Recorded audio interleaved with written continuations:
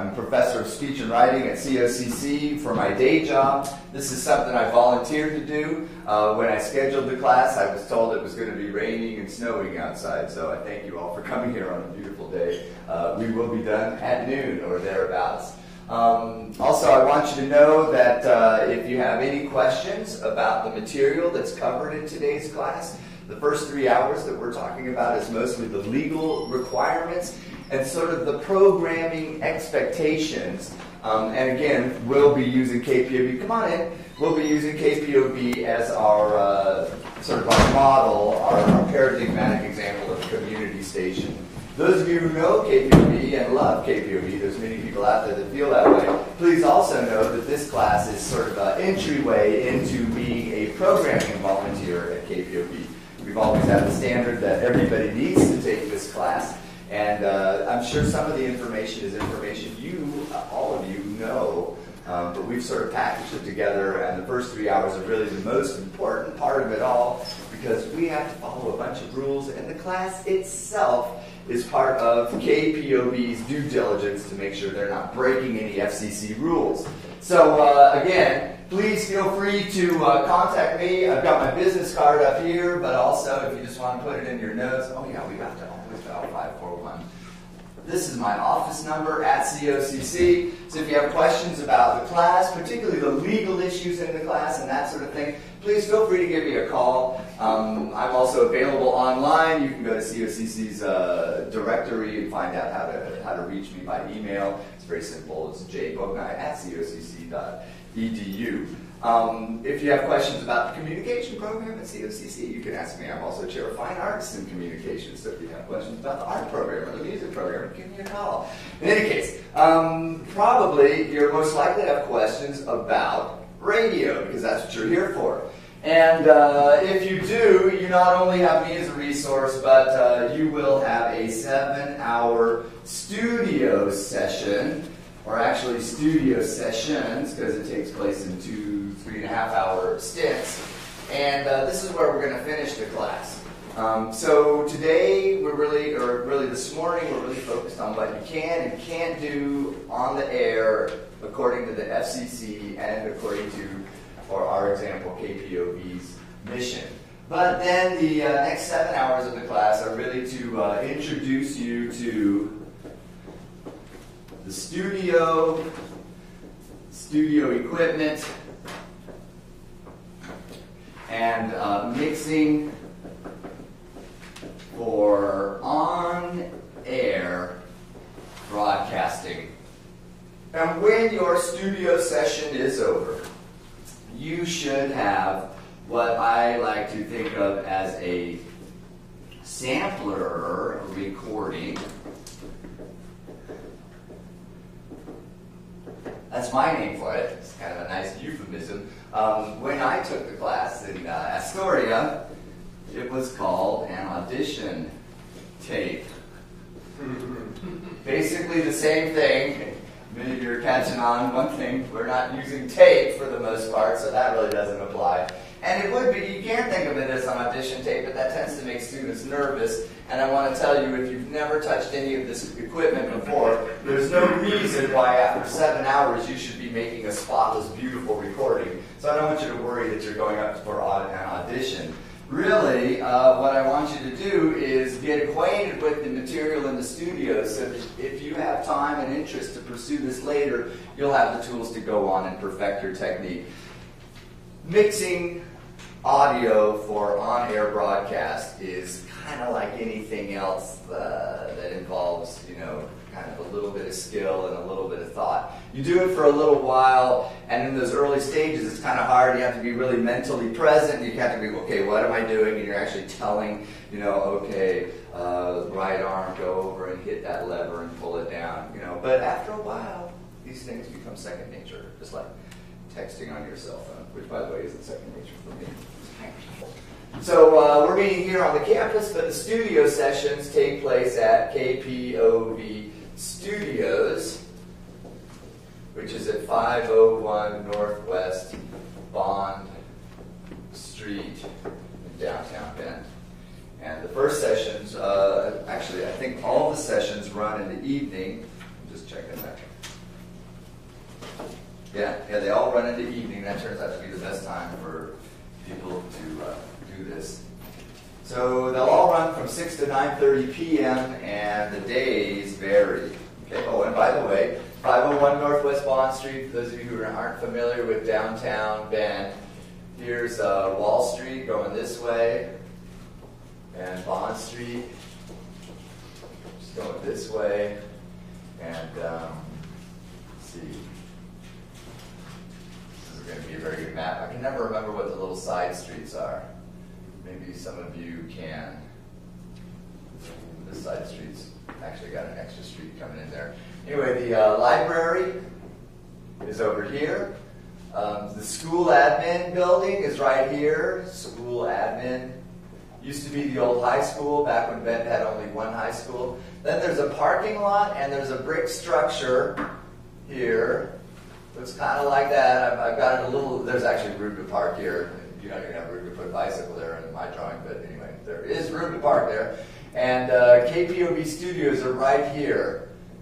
That's 501 Northwest Bond Street, and I can't remember the name of that road. Anybody help me? Idaho? Sounds right. It's not going to be very good for the videotape, but anyway, it's right there. This is the Boys and Girls Club, if that helps. Boys and Girls Club is the other side of the same building. Okay, and then over here you have the Historical Society. Okay, so, and we'll meet at 6 tonight because I'm teaching the first session, and then Chris Kluwert is going to teach the second session, and then the third session is going to be Team Talk by Mike Fisher and David Simpson. All of those folks, Chris, Mike, David, and myself, we all volunteer to teach this class, because we love the radio station and we love passing on the good news about radio. Because if you're into radio, it sure is fun. All right. So any questions about where you're going? You may have questions about when. All right. So this is KPOV's volunteer handbook. And community radio stations are substantially alike in many ways. We have borrowed handbook material from other nearby stations, like a big inspiration for this one was KCSW, which broadcasts out of Warm Springs. And we also have taken a lot of ideas from kpov, community radio broadcasting out of Portland. I've ripped off a lot of things from my former community radio station, KMUN in Albuquerque. In Astoria. And yes, I got into radio in Albuquerque with another station, which is KUNM from the University of New Mexico.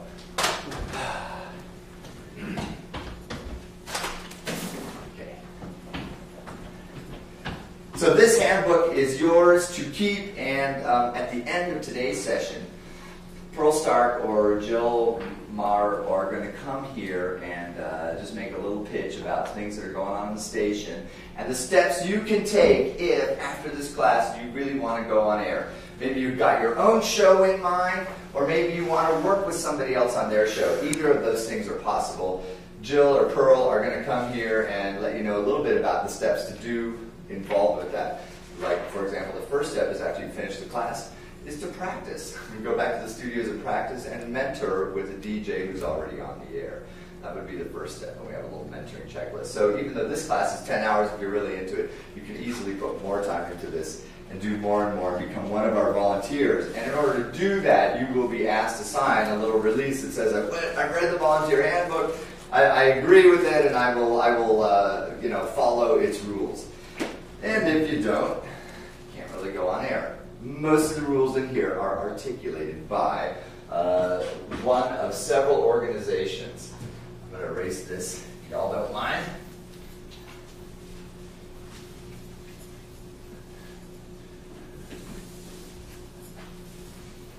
Everybody got this?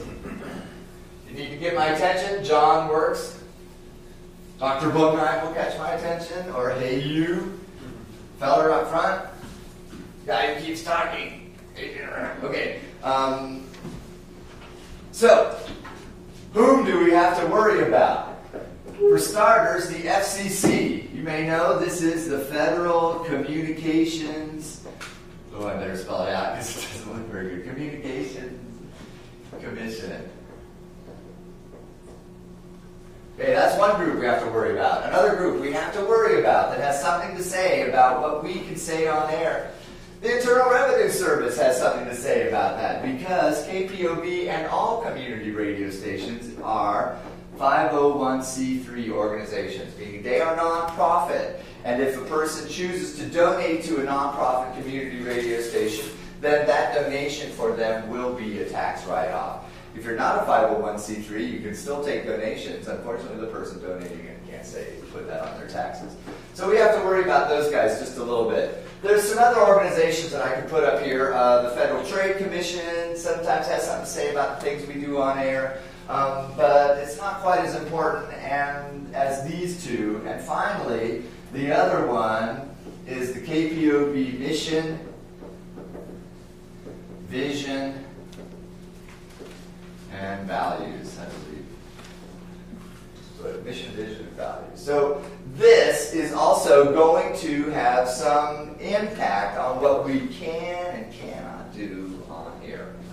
And for you guys, the mission, vision, and value is in our volunteer handbook.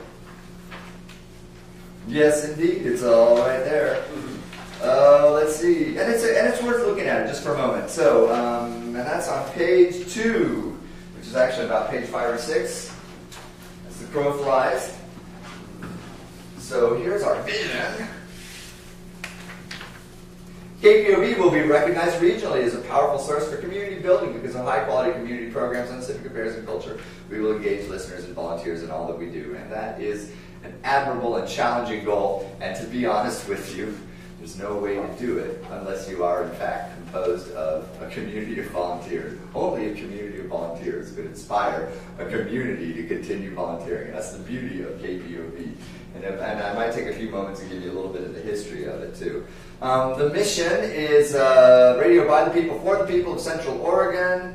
And it's important to note that before KPOV came along, there was no local community radio. There certainly was public radio. Public radio was here, and sort of public/community radio is here. KOAB, broadcasting the NPR programs, and KLCC, Lane Community College, our rival. But in any case, I'm speaking as a COCC person now. But in any case, they're sort of like an NPR station too. You can get Terry Gross and a lot of those things on KLCC. So KPOV is the first local community radio station in Central Oregon. And they've been on the air for about 5 years now. And they have grown. And they will continue to grow. And hopefully with people like you involved, they will grow in good and positive ways that have an impact on all of us. So our values have to do with the areas we're interested in, grassroots participation, dialogue over dispute, dignity of our listeners, fun and entertaining local programs, solutions, diverse voices, and healthy individuals and communities. So this is the new values because KPOV in the last year has gone from a low power FM station to a full power FM station. Okay, so I don't know how many of you listened to KPOV before, say, summer of last year, but if you did, you had to move your, you had to move the little mark around the dial. Wait, that's an old radio. You had to hit the button and move the digital power forward. Because the low power signal was at 106.7 FM, and it broadcast at 2 watts. I'm glad you're laughing, you should. The new signal is at 88.9 FM, and it would be nice if it were up in the thousands of watts and thereabouts, but right now it's 800 watts. Okay. It's a broadcast off of Forest Service property. This signal, these each had different locations because the FCC determines a radio station's output based on the frequency it's broadcasting at. This is the frequency right here. This is the frequency, and the location of the antenna. These are all the things that are important to the FCC about who gets what signal. So this antenna was located on top of Aubrey Butte, basically less than a mile from right where we are. This antenna is located about 20 miles out of town. It's over by the observatory, Pine Mountain Observatory. Okay. Let me just say a few more things about this. So in the history of radio Radio really starts in about, in this country, radio really starts around 1915. Now, radio's been invented before this. Radio was invented in the 19th century. Credit goes to a guy named Guglielmo Marconi. You probably heard about that. Marconi invented radio when he was pretty young, but if you read the historical accounts of it, Marconi was working on the backs, like anybody does in research and development, he was working on the backs of other people who did great stuff. And Marconi's radio was incredibly rudimentary. He was the one who figured out, hey, I can send a signal from one transmitter to one receiver. I can send it pretty far. But the idea of sending music or voice over this signal, not going to happen for quite a while. It needed quite a bit more development. Marconi tried to sell it to his native country, Italy.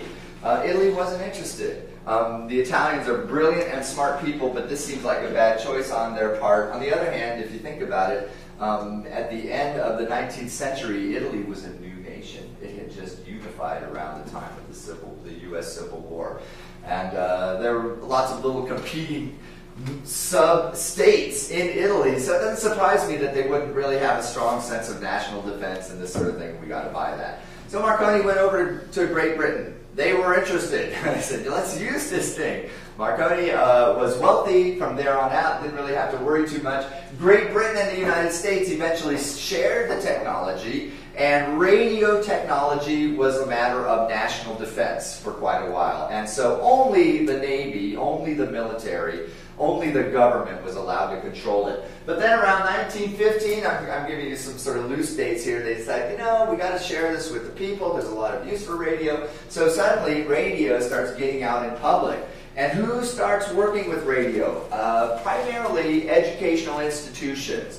Universities have cool new, basically like the internet. It's a cool new platform. Let's find out about it. Let's use it. Let's explore it. Let's see if we can have them on our campuses. And so that kind of stuff went along, with radio being controlled mostly by nonprofits.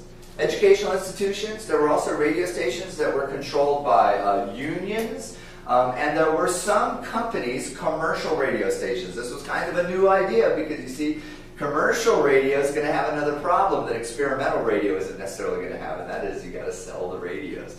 And so eventually what happened was, all these stations started getting developed, and what happens is if you have two frequencies that are really close by, like 106.5, and the transmitters are near each other, the waves start interfering with each other, and you start getting cancellations, and you get waves building up. And so eventually it was seen that we're not going to be able to use the radio frequency spectrum efficiently unless there's a national coordination of who gets to operate what signal at what time from what location.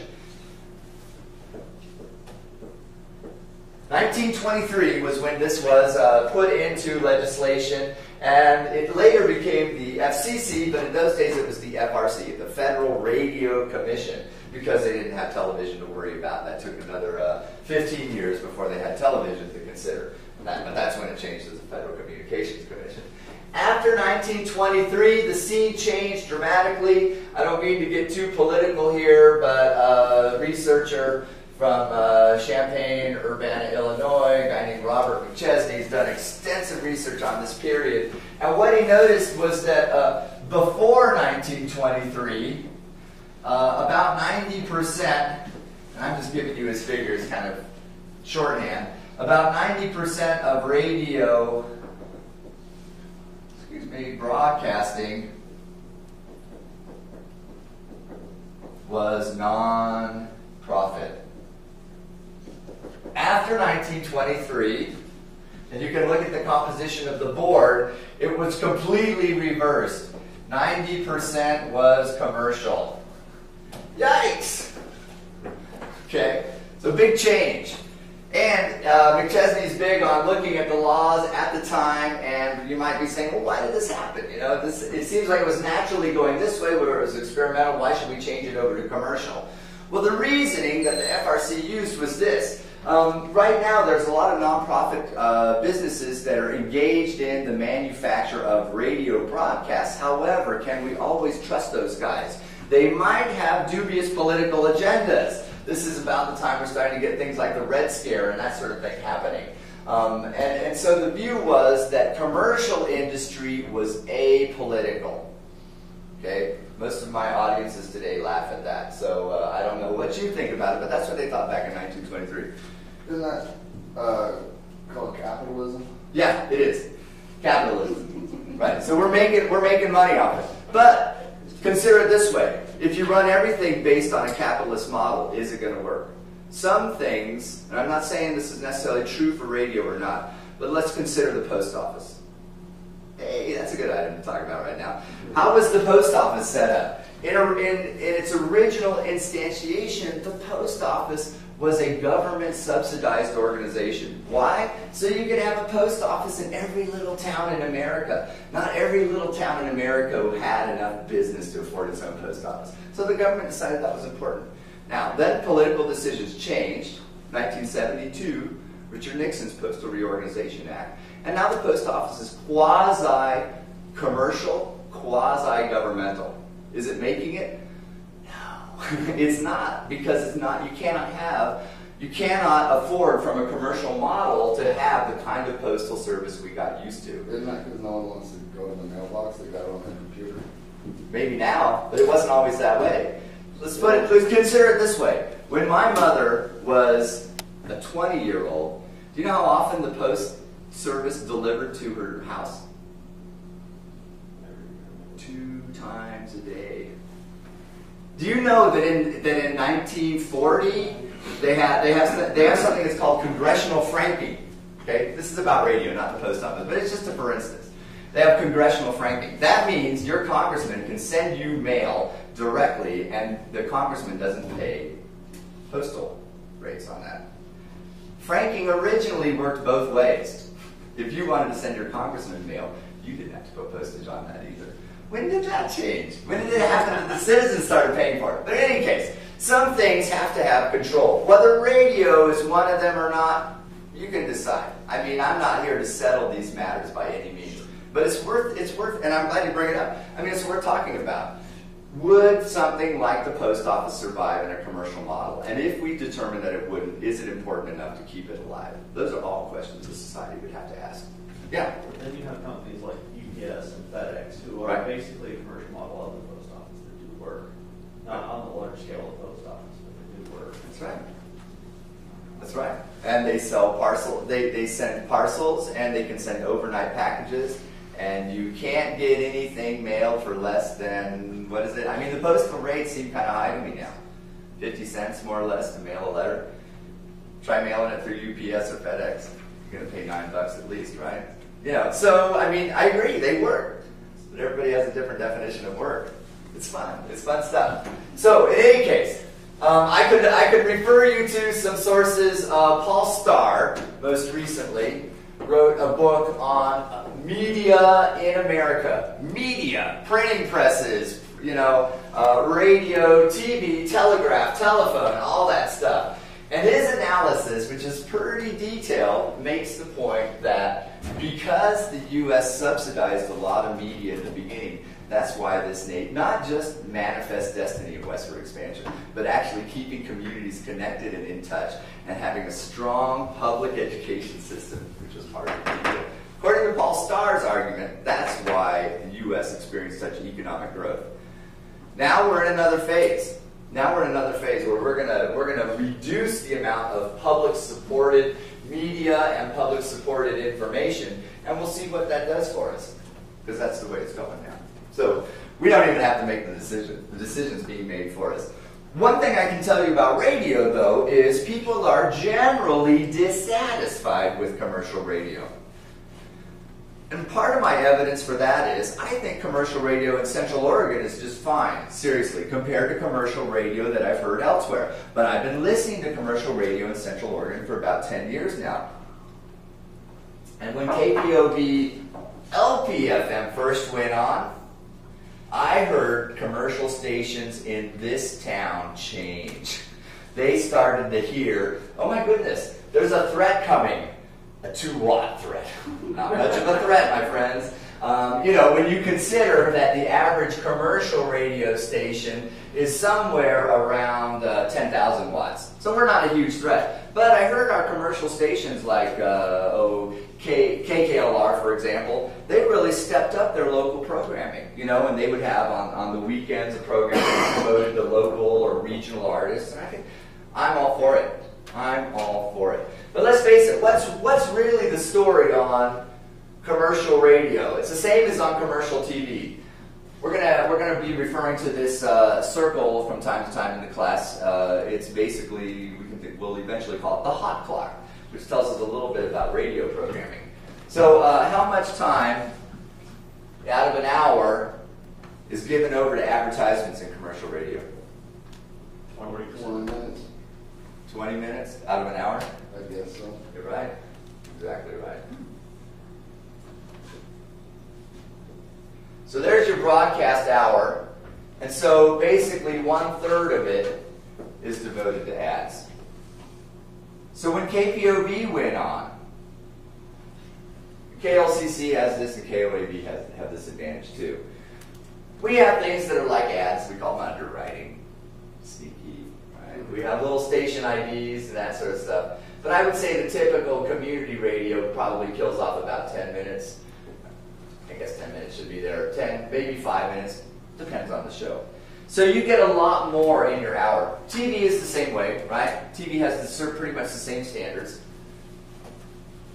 So if you watch an hour-long show on Netflix, it's about 40 minutes, right? So it's the same standards. So when KPOV LPFM first went on, people were really happy about it. They were just happy to have something different. Now, I'm not getting into the issue of, is commercial radio programming varied and diverse enough? That's a whole other issue. And we could say the same thing about our own programming. But the nice thing about KPOV is it's only programmed by people from the community. So every show is programmed by a different programmer and has its own flavor, its own sound. And I hope you guys are thinking about what you might want to do with that. One more thing about the LPFM, particularly in this area, is radio stations had the following classifications. You could have a Class A, a Class B, a Class C, and a Class D station. So this is your big station, your megawatt station. Some of these are really grandfathered in. There's some of these stations that broadcasted over 100,000 watts. The upper end for a commercial radio station nowadays is typically 50,000. They're not allowed to broadcast too much. But in the early days, some stations got huge broadcast signals.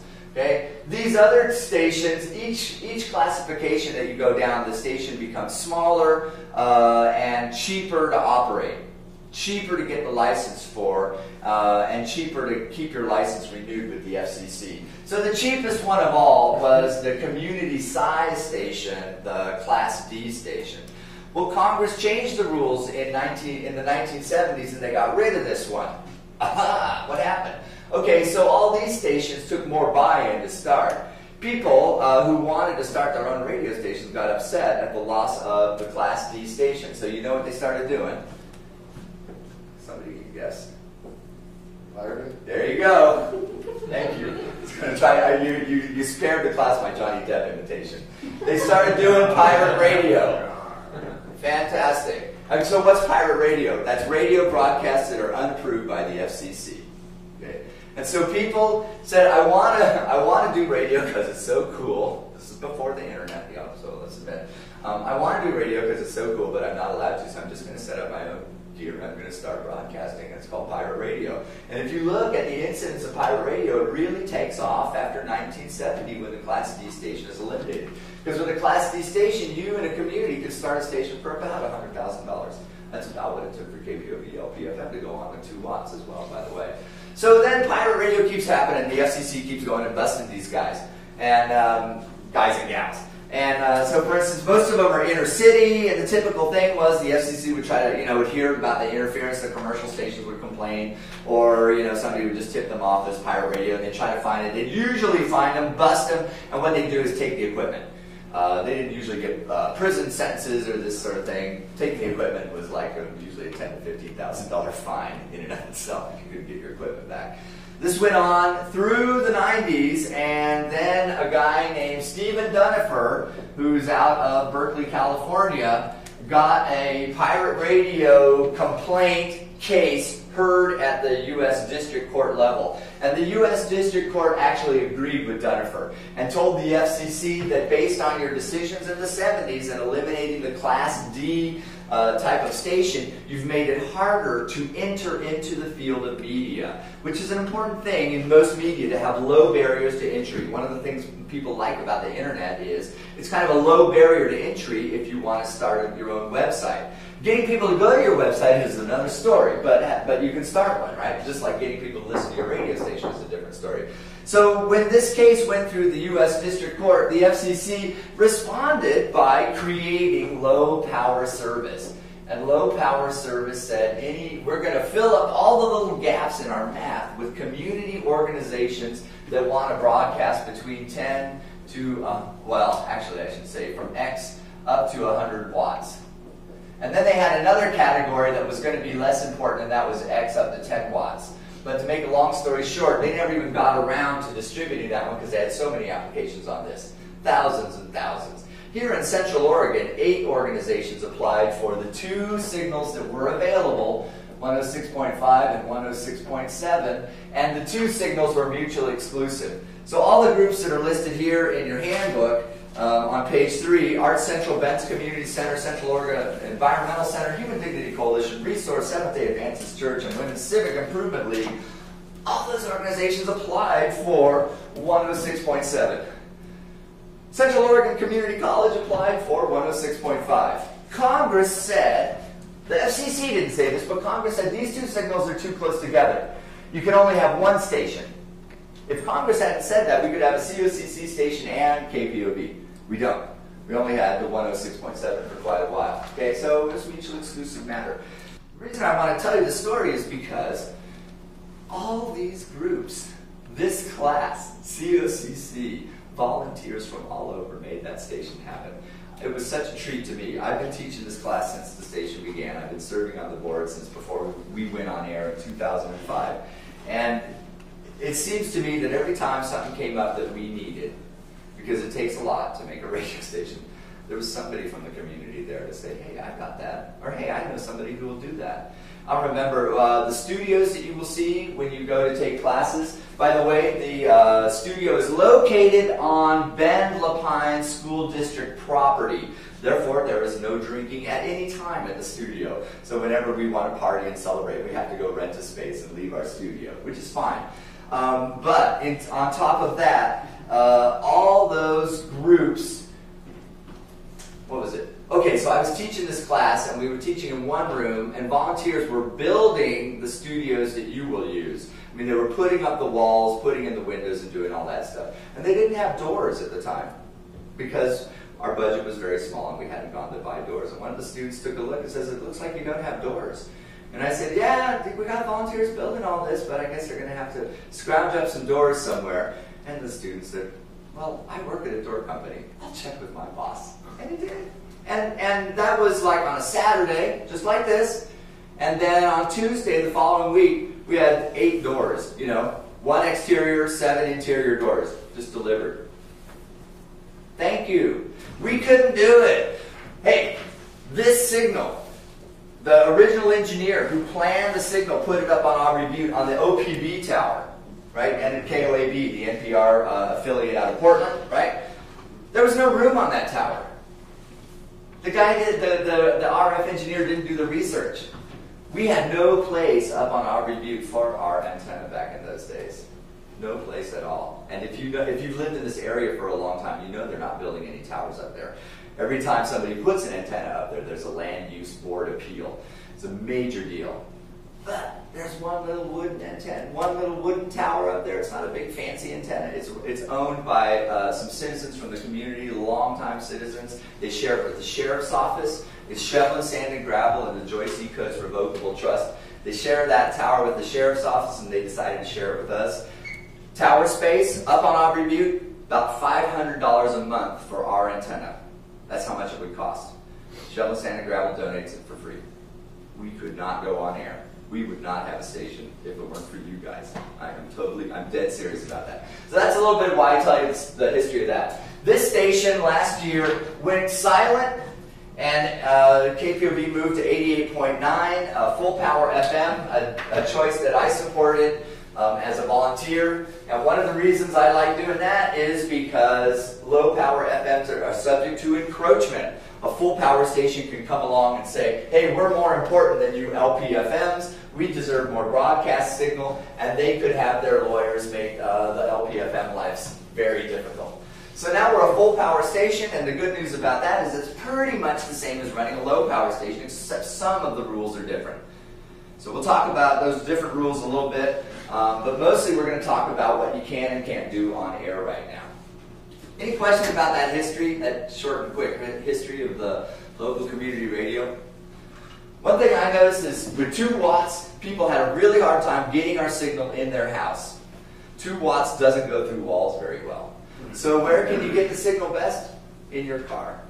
Because car radios have very good tuners as a rule. And so this was one of the other reasons why the station has gone to full power, to make a signal that could be more easily heard on a stereo in your home. Let's say you can't receive it at all, or you want to hear KPOV later on. KPOV was a pioneer in Central Oregon in doing this. We stream online, so you can go to kpov.org and you can get our signal. And this is kind of fun if your friend is doing a show and you really want to catch it and you're out of town. Hey, take some time and just stream it. You can also go to the website kpov.org, and all recent shows, recent local shows that is, are archived. In other words, up till about a month ago, I was doing the reggae show on Thursday night, and the next day, that reggae show that I recorded on Thursday night would be up on our website. So if you wanted to get your dose of reggae while you're at work and you can stream sounds out of your computer, you can click on the reggae show and you can hear 2 hours of last night's reggae. You can do this to all the shows at KPOV. And if you have a favorite there, I recommend you do that to keep up with what's going on your shows. KPOV was the first station in Central Oregon to do that. More and more are doing that. The rules for online stations are a little different than they are for broadcast stations. The FCC does have particular rules about that. But it turns out that most of the strenuous rules apply to broadcast stations, so we don't really have to worry too much about the changes that are caused by broadcasting online. So normally, I start with what you can't do on community radio, or on radio in general, because that's the most important thing for us not to break the rules. It's also not the most motivating thing about taking the class. So today, especially since I've drugged you through the entire history, what I really want to do is start with what you can do on radio, which, even though I'm starting with it, doesn't take very long. But what you can't do, oh boy, that can take a long time to cover. But I want to take you to a little resource that's online here. And so if you ever want a textbook on radio that's cheap, I got a free one for you. All you have to do is type in Handbook for KPOV. I wrote this a couple of years ago with some help as part of a grant project. But the reason I take it to you is it's really about how to be a journalist on air. There aren't that many books about broadcast journalism. There's lots on print journalism. But in any case, the first 2 chapters of this book are really about radio in general. And it's just, really, the first 2 chapters of this book are basically chaptered versions of this class. And so one of the things I've got in here is the hot clock. I mentioned this to you before. Here it is again. See if I can make it a little bigger. Ooh, too big. Is that working? Can you guys see that pretty well? So this is just a theoretical way of thinking of an hour of programming. And despite what I said about the difference between community radio, public radio, and commercial radio, particularly in terms of the amount of time that's given over to an actual show, both commercial and community radio pretty much use the same format. With commercial radio, you can just either imagine that these are bigger and there's more of them, okay? And these breaks, that's what these little tiny wedges are. These are kind of station breaks. We need them as programmers, listeners need them as listeners, and the station needs it as doing station business. And really the big difference between commercial and community radio in this sense is just how much time is going to be given over to that break. How much time can we get for the actual programming that is what's in theory luring the viewer, the listener, to our station, right? That's what it's supposed to be. It's changing though. Even the Super Bowl.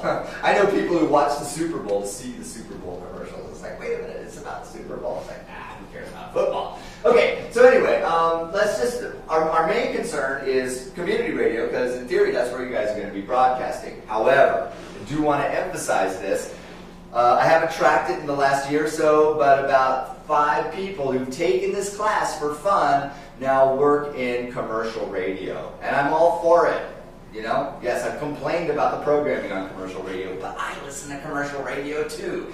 And commercial radio is an economic engine in our neighborhood, right? So some people have gotten jobs in it. I've already erased it. Because an audition tape or a sampler recording, whatever you want to call it, is an audition tape. And you go see, you want to get into radio, make a good audition tape, make a good sampler recording. You won't make it at the end of the class necessarily. You'll make one, but it won't be your favorite, right? Make a good recording and take it to a program director at a commercial station. They may say they're not hiring, but if they are, they'll listen to it. They'll listen to your recording. And your recording might be, let's say you want to be a music DJ, you might do a 5-minute recording. The music is mostly cut out. You just hear the beginning of the song and the end of the song. What they really want to hear is what kind of songs do you mix and what kind of voicing do you do in between them, what kind of analysis do you do. So you're going to do that in this class. So if you are into commercial radio, community radio is a good avenue to get there. And in fact, that's what it's designed for. Community radio is designed, LPFMs are an educational class radio station. So you're here to learn. We're all here to learn. A lot of us go on air and we get nervous because we're making mistakes. Believe me, you're not making the first mistake that's been made on air. You're certainly not making the first one at kpov. Don't think your instructor doesn't make mistakes all the time. I've blown it big time, and we all do. The thing is, can we demonstrate that we're in control of the station and that we're responsible programmers? And if we get in trouble with the FCC and they find out that we are responsible and we're doing our best and that was a mistake and we were trained not to do it and we made up for it as quickly as we could, the FCC is probably going to go light on us. But that is our biggest fear. Will the FCC decide to fine us? Will they shut us down? If they fine us, there's a good chance they'll shut us down because fines are pretty expensive. Okay, so here's a music show. In the class, the studio session of this class, I'm going to treat you guys like music programmers. I'm assuming some of you are perhaps more interested in talk radio. Excellent. I love it. But we're going to learn music radio, music programming in this class because this has all the techniques, all the technical techniques. You got to run the CD player. You got to run the turntable. Actually, sorry, I don't have a needle on this. I'm heartbroken about that. You got to do all the same stuff here and plan for your interview. Okay? But all the technology is here. Instead of planning for an interview, you're planning for sets of music. Ah, yes, a set of music.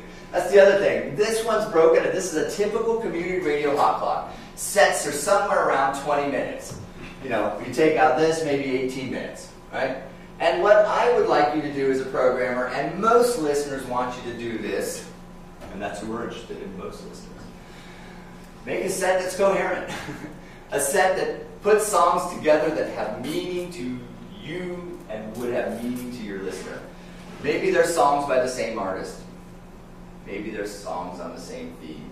Maybe they're the same type of music. Maybe you have one of those eclectic shows, and now we're going to do 20 minutes of punk, you know, and now 20 minutes of classical music. I don't know, you know. But as long, you know, you can get away with that. It's usually not good to go right from, you know, the Tubes to Rachmaninoff. It's like, you know, maybe. Actually, I will.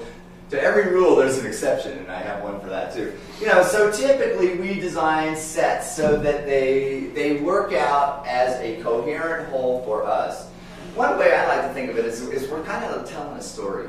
You know, musically you're telling a story. And that's one way to keep the listener engaged. We have another show. We have a show on called Juniper Roots, and one of the programmers there I noticed he would like to feature a particular instrument, you know, so he would play songs here that feature the harmonica or the mandolin or something like that. He would find a common theme. Back at KMUN, where I used to program, Susie McCleary also did a folk music show. They call it bluegrass here, they would call it folk in Astoria. I don't really know what the difference is myself. Maybe you do. But she would choose all songs that were in the same key. I don't know how. I'm not that good of a music major, but I'm not a music major at all, in fact. You know, so but anyway, think of this set as a coherent whole, and let's think of this as going away. There we go. Let's take a look at the top of the hour, because this little break is more important, and now I'll pay some lip service to what's going on in talk radio here as well. What's going on at the top of the hour? There are things that the FCC expects us to do. One of the things that the FCC expects us to do is to get what's known as the legal ID for our station. The legal ID is kpov FM Bend. Okay? These are known, since I brought different colors, you know, it's not PowerPoint, but hey. These are known as the call letters. And this is the city of origin. And you add those two things together in that order, and you got your legal ID. And the FCC says an FM station does the legal ID at the top of the hour.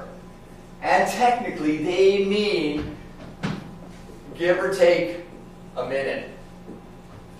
They want you right in there doing that legal ID, man. Well, why not? It doesn't hurt. Let your listener know what you're listening to. In fact, this is a good practice for all of us. Typically, one thing that beginning programmers forget to do is mention the station. Well, the FCC says you better do it on the top of the hour. Then you can be quiet about it the rest of the time. Oh no, we don't want you to do that either. KPOV or any radio station would prefer you to mention the station during the breaks. And then there's recorded bits during the breaks that will mention the station as well. But those mentions don't have to be like this. You know, a later mention could be KPOV FM, High Desert Community Radio, right? That's their little handle. I'm not mentioning Bend anymore, so it's not a legal ID. Notice what else is missing from the legal ID. Often a source of confusion. There's no numbers there, man. It's just letters. Yeah, so what happened to our 88.9? Well, we could put it at the beginning. You're listening to 88.9 KPOV FM Bend. Oh, wait, and some people don't want us to say the point. Or you can put it here.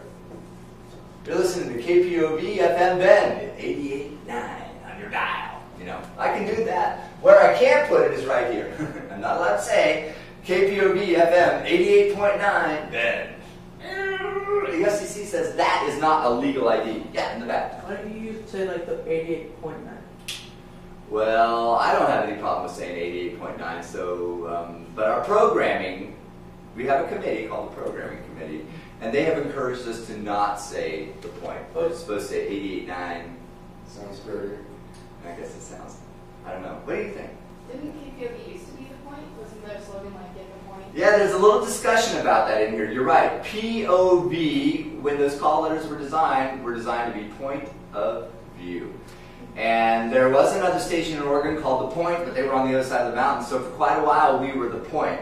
When you read the manual, it will say that we chose not to be overnamed and confuse our listeners, so the one we dropped was The Point. I remember that meeting, too. And I'm like, no, keep The Point. But evidently more hands up went up and said, drop The Point.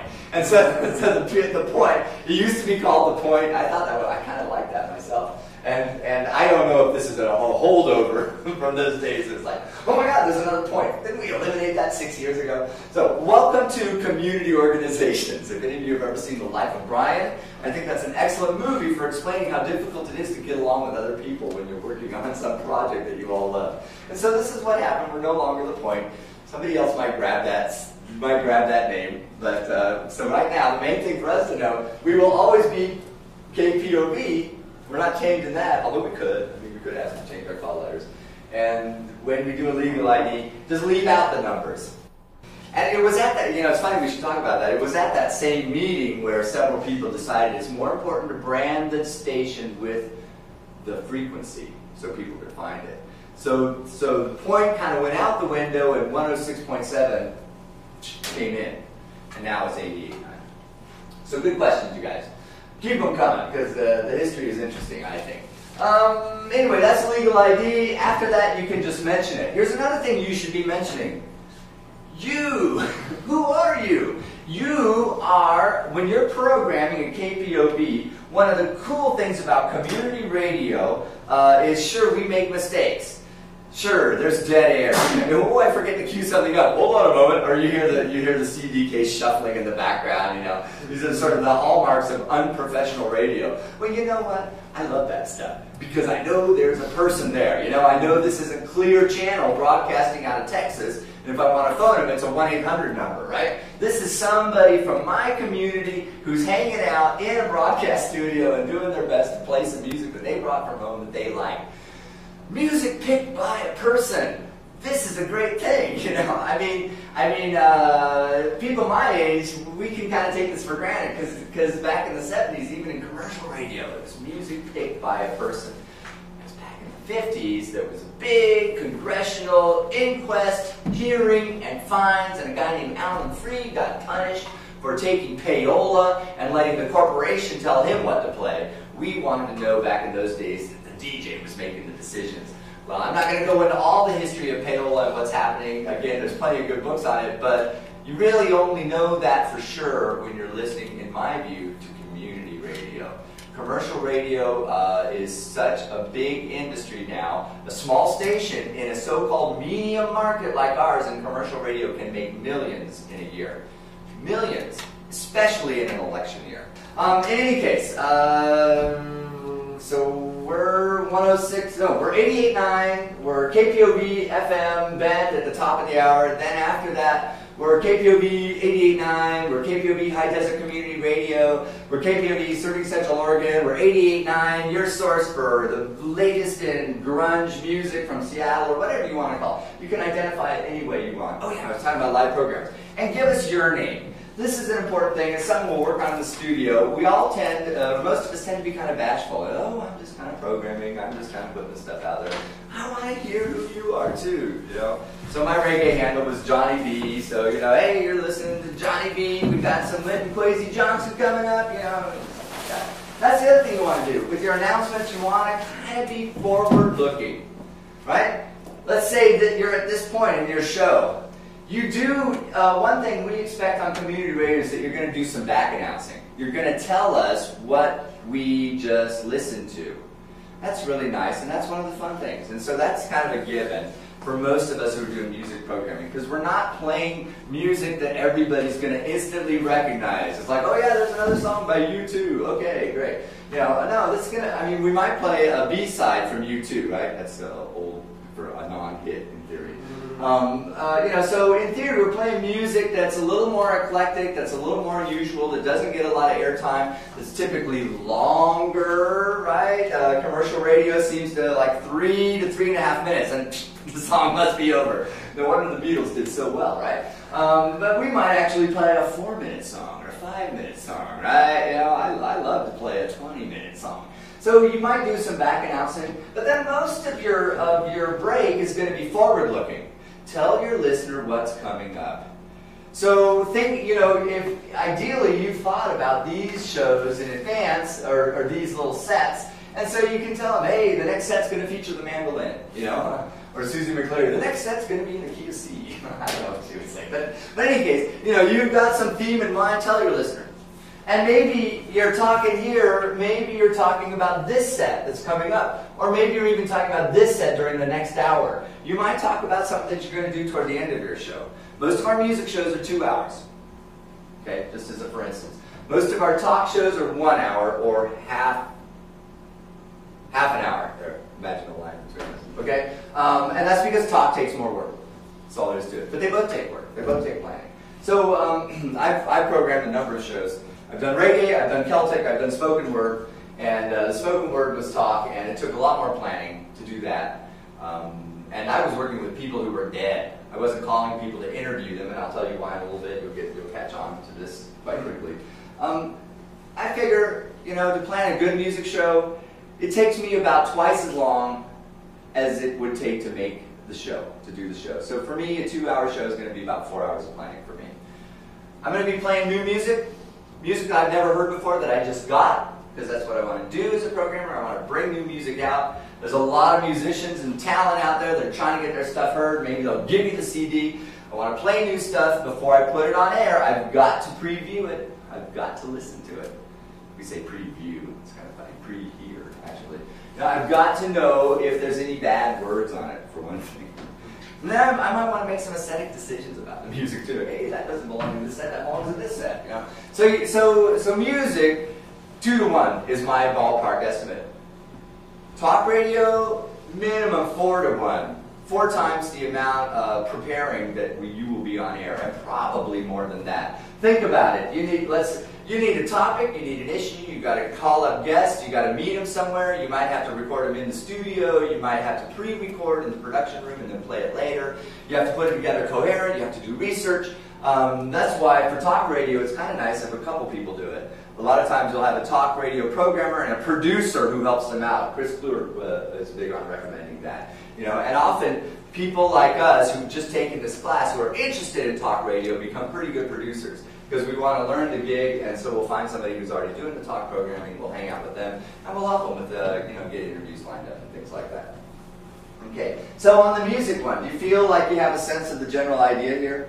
Got any questions about how you put your music set together? And even if you want to do talk, I want you to just sort of imagine yourself as a music DJ, because the music DJ has to use all the equipment.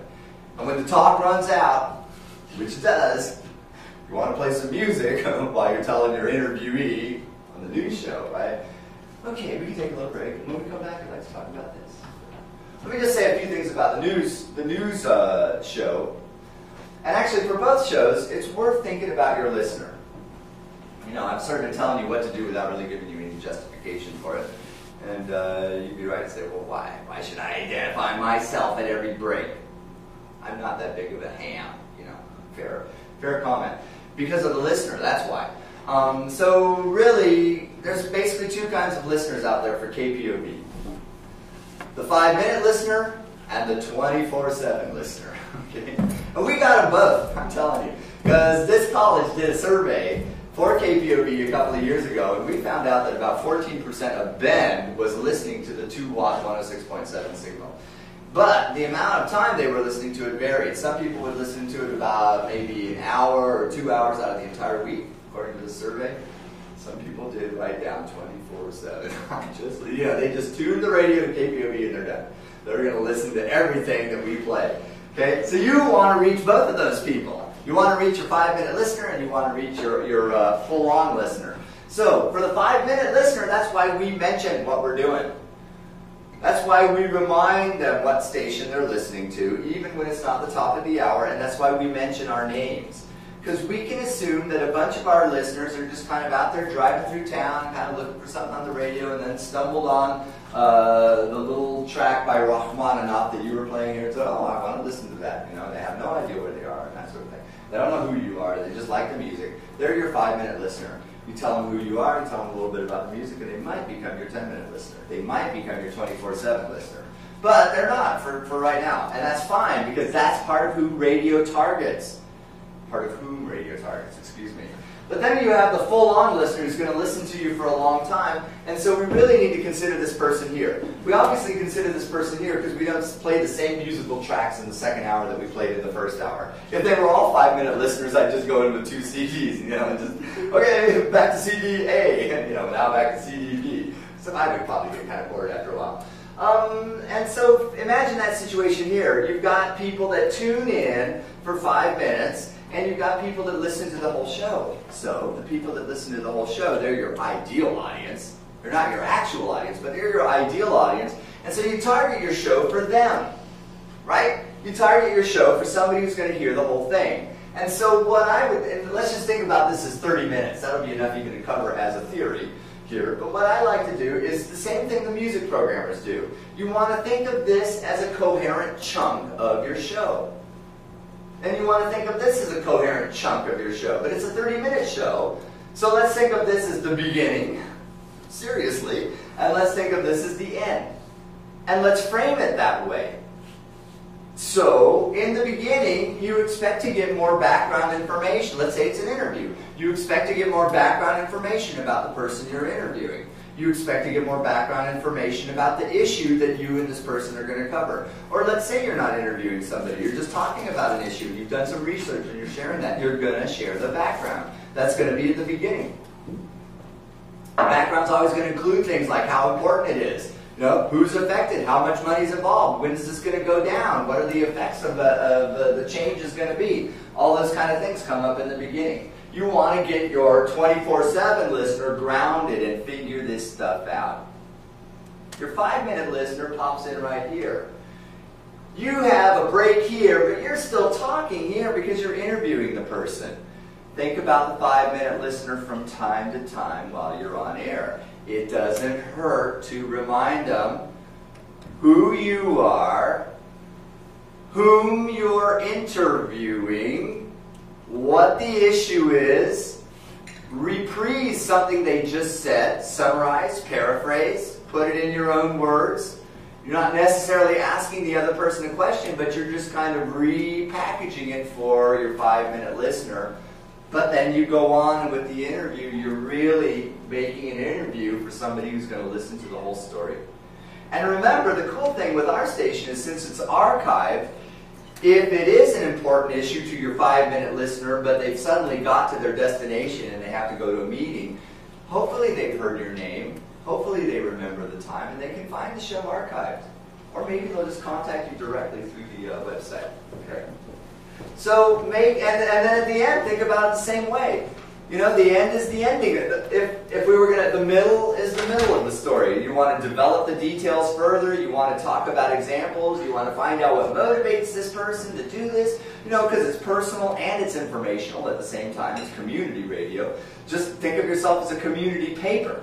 What does the bulletin try to do in the community paper? They try to get the names of community members in it. And ever since community papers have had color photographs, which hasn't always been cheaply reproduced on paper, but now the front of every bulletin section is color, you try to get the faces of community members in it. So if you're doing news, one thing you can do to thrill your community is get the community into your news show. Seriously. Tristan Ricefar's Citizen Alert was a very well-received news show because he knew a lot about Oregon, Central Oregon, Portland, Oregon history. He knew a lot about the candidates, and he would ask them all kinds of questions. And it got to the point where the candidates would look to LPFM 2-watt station for the best interview they got in Oregon because it was the most detailed, most involved, and deepest interview. And then all those interviews were archived on our website, and the bulletin even linked with those. So you guys who are doing talk programming, you're doing a lot of work, but you're really doing some of the heavy lifting for the station. It's important what you do. At the end of the show, think about getting out of the show. You know, offering the person a chance to wrap up. Offering the interview a chance to talk about where they're going next, what they'd like to do. Give the listeners, give this person a chance to say how listeners can contact him or her if they'd like to get involved. We don't tell them to get involved. We can't. We're a 501c3. But we can say things like, if listeners would like to get involved, where can they find out more about your organization? That's fair to say. You cannot say, find out more about this organization and get involved. IRS won't like that. Okay? But in any case, the whole point is, for this talk, is we're wrapping it up. We're just telling, hey, this is the story. Okay? Any questions about that? Yes, sir. At the end of some interview or something like that, is there a producer who tells you we got 2 minutes, 1 minute? Unfortunately, there could be. On a bigger station, there certainly would be. But there's not a kpov. It's basically you. There'll be a clock on the wall, and you'll be kind of watching the clock.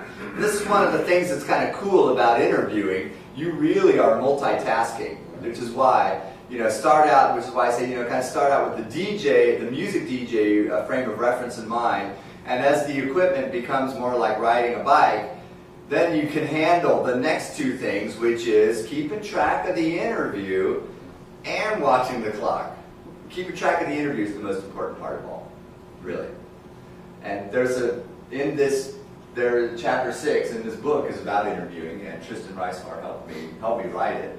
And we talked quite a lot about what makes for successful interviews. And one thing we came up with, the most important thing, and you're probably going to say, well, duh, is good listening.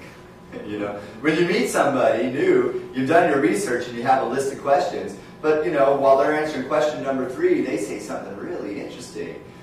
You should ask about that, and it's not on your list. And that's a challenge when you are interviewing somebody, because you also want to get through your list of questions, but you want to be sensitive to what they're saying. You know, and so practicing the art of listening is such a key in that. And I hear our programmers get better and better at that. One of the things that I know from my own research in education is that teachers get better as they teach more and more, because they become less worried about their own self-image in front of the classroom, and they become more worried about is the information actually getting to the students. And I think it's very much the same way with DJs and interviewers on air. At first they're very worried, and rightfully so, about the impression that they're putting out. You're not so worried about the person you're interviewing, but after you've done it for a while and you can get over that somewhat, then you start really worrying about the person you're interviewing, and finally you start worrying about, is the information getting out? And listening turns out to be an important key to that. And I'm a speech teacher. I got my PhD in communication. I know how important listening is cognitively, but you can ask my wife. She'll tell you that I'm not really that good at it. In fact, the other day she was saying I need to practice my listening skills. And I heard her. But we all do. So anyway, that's pretty much it for what you can do. Let me just mention a few other things that you're going to want to pay attention to. One of the ways we sometimes know that our show is over is because someone else is coming in to do the next show. Oh, I guess I'm out of time. Most of us are pretty loose about that sort of thing. You know, if the programmer in front of me has gone over by a minute, particularly if he or she is doing an interview, fine. You know, I'm a volunteer. I just come to play some music, and it's not a big deal. Some of us are not that mellow about it, and that's all right. You know, some people's like, my show starts at 6 p.m. I want to be here at 6 p.m. You know, and then they might be, you know, kind of like trying to get your attention through the studio window. Hey, cut it off, you know, or whatever. But that's one of the things. The transition is something you learn to negotiate as you're moving through. Another thing that you need to know about is called, it actually goes by a couple of different names. Programming log. Where's that? At our station, we call it the traffic log. Basically, it's a clipboard that's in the broadcast studio, the same place where you're operating the mixer and talking into the microphone and all that, and it's a little agenda for your show. It tells you what kind of underwriting you need to play here. You know, if Pizza Mondo has underwriting, the traffic log will say underwriting for Pizza Mondo. You need to play that during the hour and then check it off. It may say play a promo for Psychedelic Protest or some show. Play that promo, or play some other promo, as far as I'm concerned, as long as you're playing a promo. We got a pledge drive coming up, play the promo for the pledge drive. All that stuff's listed. Oh, the legal ID. All those things are listed in the traffic log. And as you do them, you initial it or you check it off.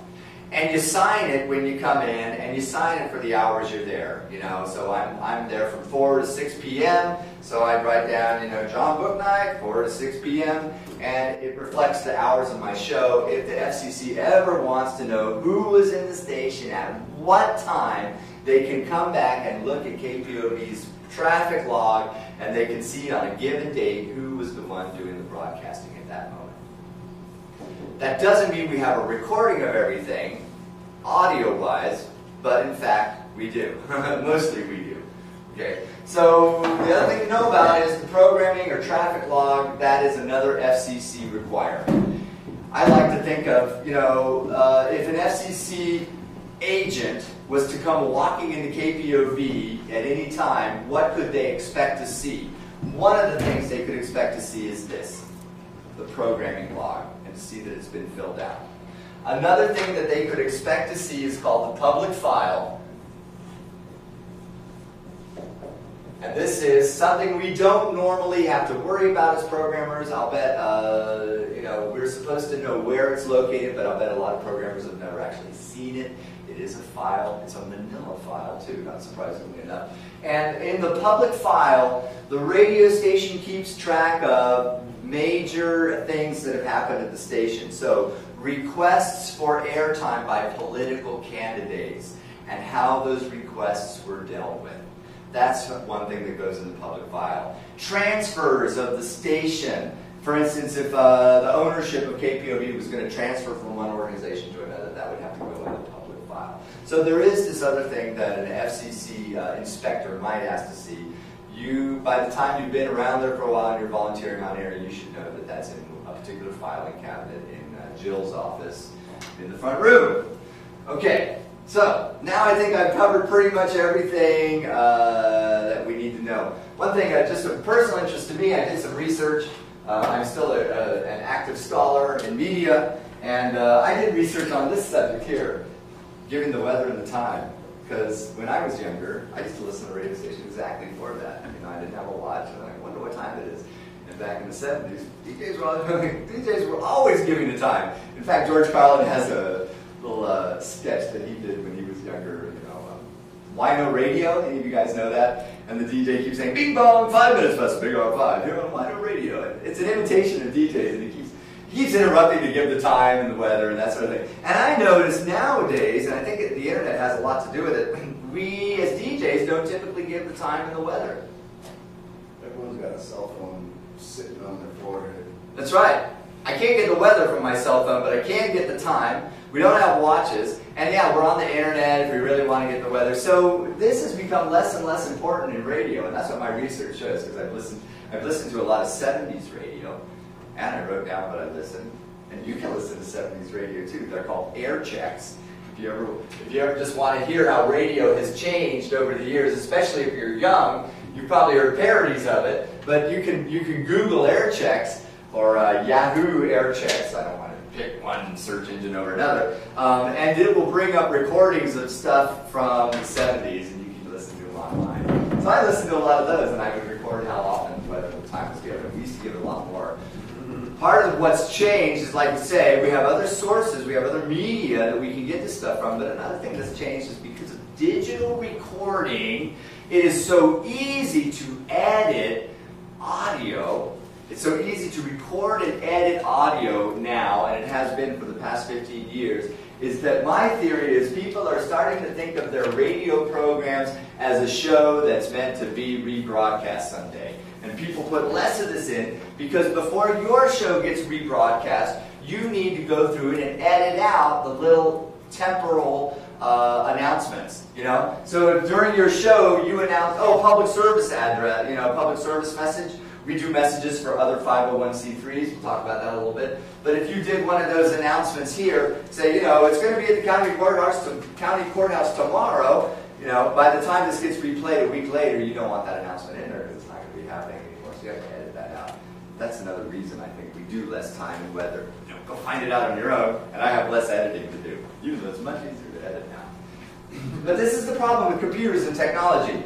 If technology makes something easy, unfortunately it doesn't make our lives easier. Usually the expectations go up. So it was noted with the vacuum cleaner. The vacuum cleaner was supposed to be a great time saver. What did people do before the vacuum cleaner? Sweep out the house. Ever sweep a carpet? It takes forever. You can get dirt out of it.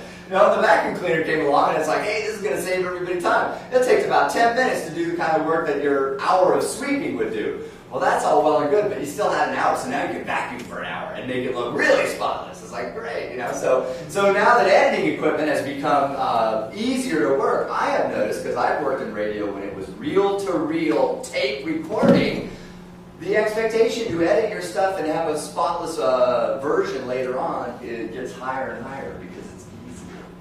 It is easier. All right, let's leave that for a minute. And again, if you want to get this, like I say, just type in KPOV Handbook, and it'll take you to this website, which is the National Federation of Community Broadcasters. I'm very happy that they host my textbook there.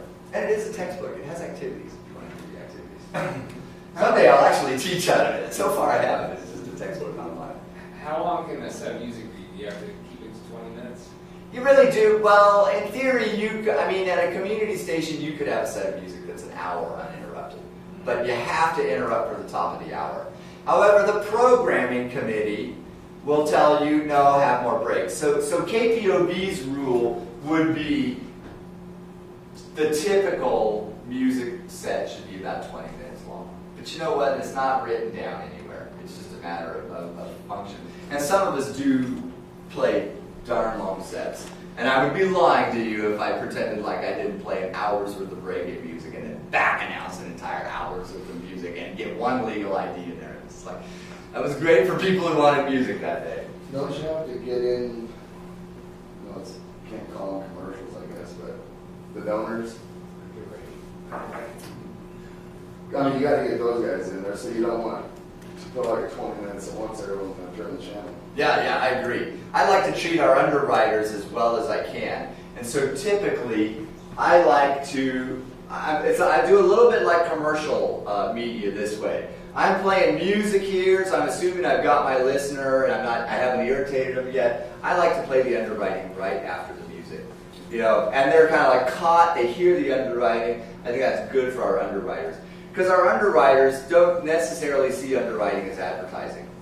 They are getting their message out and they are paying us money. So in that regard, it sounds like advertising. I grant you that. But they are also, a lot of them do it because they do it like community radio. They don't necessarily look at it as how much exposure am I getting for my dollar. A lot of times they do it just because they want to support community radio. But you also mentioned donors, and that's also good too. When we're having pledge drives, if somebody who sends in some money is willing to let us use their name on air, just their first name on air, I think that's important too. Another opportunity that you might consider, let's say you like radio, you like the technology, you want to help out a community radio, but you don't have a show in mind, and there's no type of show that, boy, I'd really like to join that person on their show. One other way you can volunteer is to become a station coordinator. And this is something I have also done. I did this for about 3 years. And that is where you go into the radio station at around 7 o'clock, or in my case, 7:45. I could still get it all done. But in theory, you get there at 7 o'clock, and you download programming for the entire day. Because not all of our programming is made by live programmers there. So we run, some of you may be familiar, we run Democracy Now!, which broadcasts out of New York. We pick that signal up from the internet and we download an MP3 file that gives us an hour-long show. That's the station coordinator who goes in and does that. And he's got some software, it's kind of like fancy iTunes, and he downloads, or she downloads, the entire day's programming whenever there isn't a live DJ in the studio. Puts all that stuff together, and it really doesn't take that long, thanks to the miracle of digital technology. And then one of the things I would do in this is I would use little, for instance, Democracy Now! Was an hour long, and in my view, it's not good to run a whole hour programming without identifying our station. Well, Amy Goodman in New York is obviously not going to be identifying KPOV, so we have to do that. So one of the things the station coordinator would do would be to open up the file, the audio file that was that 1 hour show by Amy Goodman, and actually add these announcements. And so one of the things I would do there was I would take a list of people who recently donated and I would thank them. Has anyone asked Amy Goodman if she would do that? If she would donate? No, she would. If she would give you a... She actually has given us a radio spot. This is Amy Goodman. You can hear Democracy Now! On KPOV, sure. And she actually gave the time. And so when we syndicate a program long enough, we usually do connect with the town, the air town behind it, and get a little blurb from them.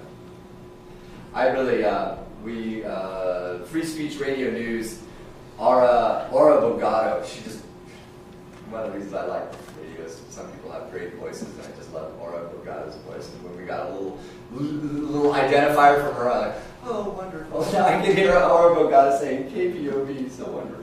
That, but because she's not on the air anymore. Neither is Free Speech Radio News. Well, we sometimes play the headlines. Yes? So when you get those files, are they well protected such that somebody like you wouldn't screw them up? You could screw them up, but if that was the case, as long as you knew it, you could re-download it, or you could probably fix it. The studio part of the class will introduce you to the basics, the very minimal basics of computer editing.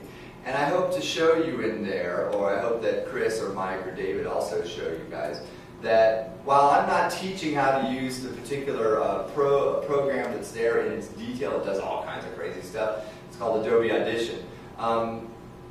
It really operates so much like a word processor. If you can use a word processor, you know, and cut a phrase out here and put it there, you can do that in audio recording. It's that easy, I kid you not. And it's changed so much. Because I've loved radio all my life, and I've got into it in the early 90s, and in those days when you wanted to edit an hour worth of programming, it was on reel-to-reel tape, and you had to find the spot, and you had to drag the tape over the little, I forget what they call it, little thing that, what do they call that? Head, the tape head. You had to drag the tape over the tape head, you know, oh, there it is. And then you take it out and you take a razor blade, cut the tape, and then you take the other recording that you wanted to insert. You've already cut it with a razor blade. And by the way, you have to cut it at an angle, right? Because you're editing. So it gets cut at a 45-degree angle. And then you take the two tapes and you slide them together. And then you have some tape, 4 tapes. It's sticky tape. You tear that off, you stick it on there. And you have to stick it on both ends, right? And then you play it back through. You rewind, you know, and run it back through at full speed. Did I get it right? You know, that's how I do. So editing before the digital age was a massive job. Seriously. To take an hour-long show and to put 2 station breaks in it, because this one, you know, you got the beginning and the end of the show, you can just add it after and before. But to get to these, first you gotta find it. Okay, that's going to take about 5 minutes for each one. Then you got to find the exact spot. Then you got to cut it. Then you got to take your other one. Editing that much would be about an hour, if you're good. Doing it digitally, you can look at the sound waves. You know, they're light green. You got a cursor. You just move it, just like a word processor. You highlight the. You did a recording and you went and you don't want to sound so stupid when it replays it. You just find the you highlight it and you click. You know, delete. Boom, it's gone. The 2 things come together. No tape, no razor blade, none of that stuff. You know, maybe that's where cocaine started. You know, I got this razor blade. Maybe I should use it. I'm working so late. You know, and it was amazing to watch because if somebody does a lot of editing, seriously, the floor would be covered with little bits of tape. You know, and then people come along and pick those up and glue those together and make another tape. You know, it's fun. It's fun. It was good. I'm glad I learned that way. It really makes me appreciate what you can do now. So, anyway, if you want to be a station coordinator, that's a great way to volunteer. And we have one on every weekday and one who covers the weekend shows too. And it's just fun to go down. I was a station coordinator. One of the benefits was that I learned about all the audio shows that are available on the internet. Some are free, some we pay for, but it's great stuff that's out there. And I wouldn't have known about it except that I got involved in KPOV. In fact, I wouldn't have known about Democracy Now!, but I got involved in KPOV. Now I'm a regular listener, and sometimes a viewer, because Democracy Now! Is a TV show as well. We finished with what we can do. You guys are great. You made me devote half the class to it, and I'm proud of you. Well, I killed off a bunch of time on history, but we at least got an hour of what we can do in there. I think you're doing better than any other class I've taught. So look, let's take about a 5-minute break. Let's come back at 10:43. And then we'll start talking about what you can't do. We got a couple of areas to cover. I want to try and wrap it up by about 5 or 10 minutes before 12 o'clock. Your questions are great. Keep them coming. And if you want my business card, one's right up here. So I'll see you guys at 10:43. Public and community radio have an equal time requirement. Commercial radio used to have an equal time requirement that disappeared in the 70s. Community radio still maintains an equal time requirement for political candidates. So, and basically this is only for public elections. but anybody who's running for political office, you certainly can interview them, but then you have an obligation to interview everybody else who's running for the same office. And if you don't, you are in danger of supporting a political party. We can't support any, and then we would lose our 501c3 status if it was so found that that was an example of that. So the equal time for candidates applies to community radio. Yes? This particular radio station leans awful leftward. Or at least the programmers who are there do. Yes, I agree. So that doesn't, I guess that's not really technically promotion or a campaign. You got it. You got it. And by the way, if you're the sort of person, I'm not saying this is you, but if you're the sort of person who says, yeah, I'd like to hear it lean the other way a little bit, this is where you start. Right? Because this is how you go on air. And we certainly don't have programmers who all walk in lockstep motion by any means, you know. I would agree. More of them are probably on what would be described as the left than on the right, but we do have some on the right too, and we value them all. Pardon? Well, here's another quick thing, and I Sure. just want to get back to the commercial part of it. Does this radio station, wouldn't it be more beneficial to everybody if this radio station did become commercial? Doesn't everyone win? If it doesn't become commercial? No, if it does. Well, first off, it wouldn't, because it wasn't set up for that purpose. But would everyone win? I don't know. So a commercial station just started in our neighborhood. The broadcast out of Prineville. I forget the company. They already own stations in the area. I forget the company. They paid $61,000 for the license. $61,000 for the license, and now they can broadcast commercially. You paid $100,000 for this one. Yeah.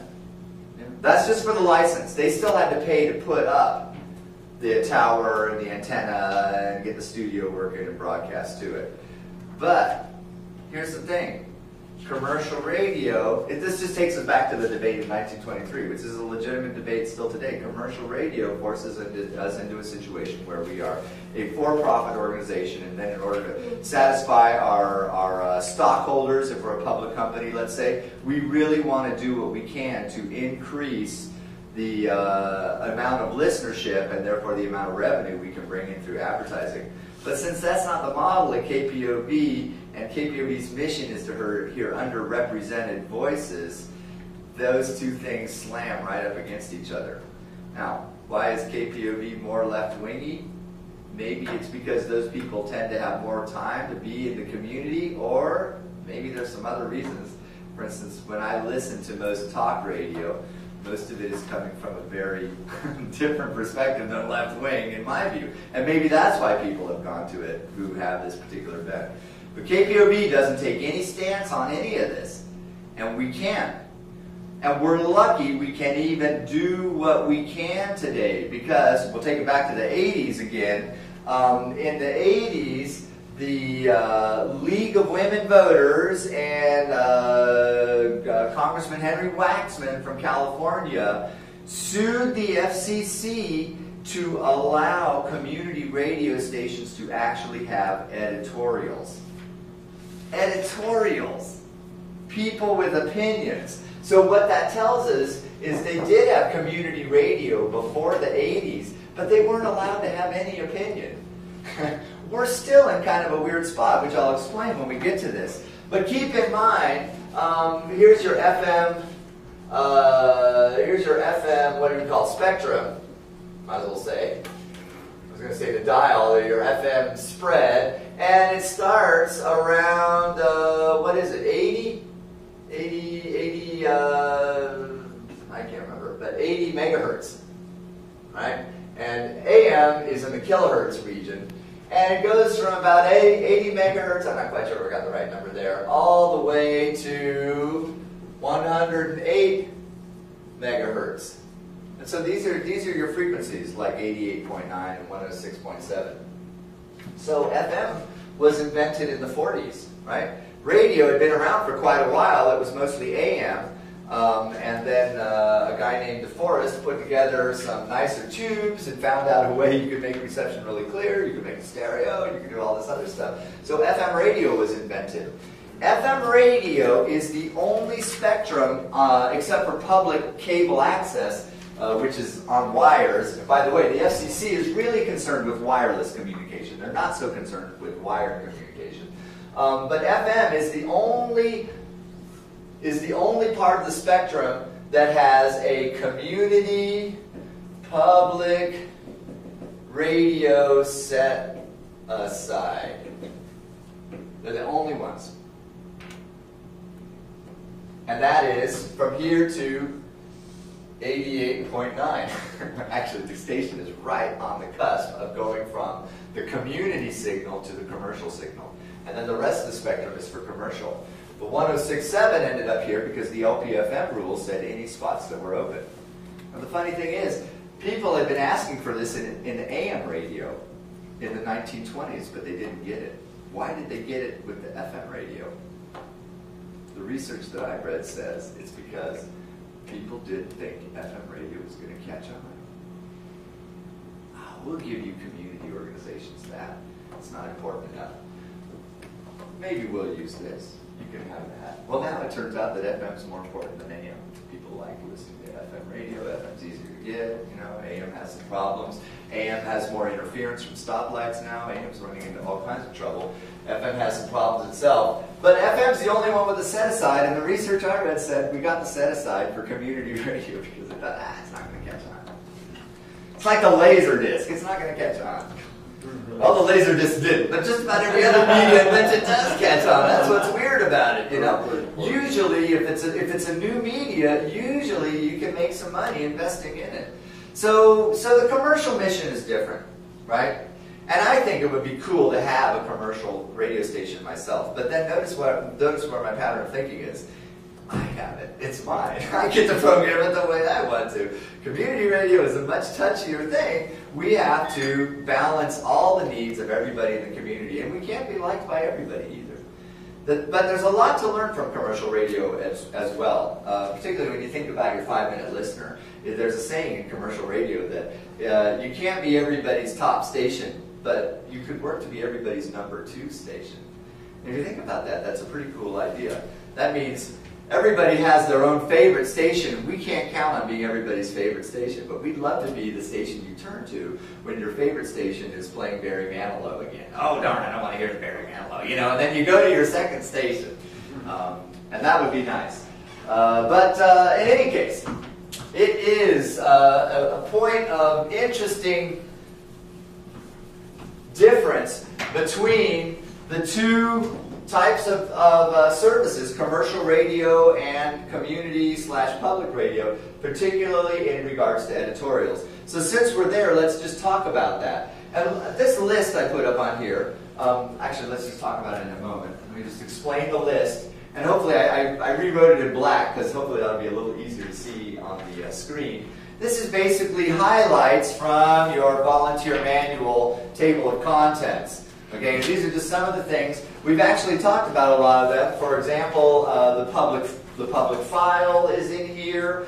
The traffic programming log is in here. So a lot of these things we've already covered. These are things I just wanted to make sure I mentioned before the class is over.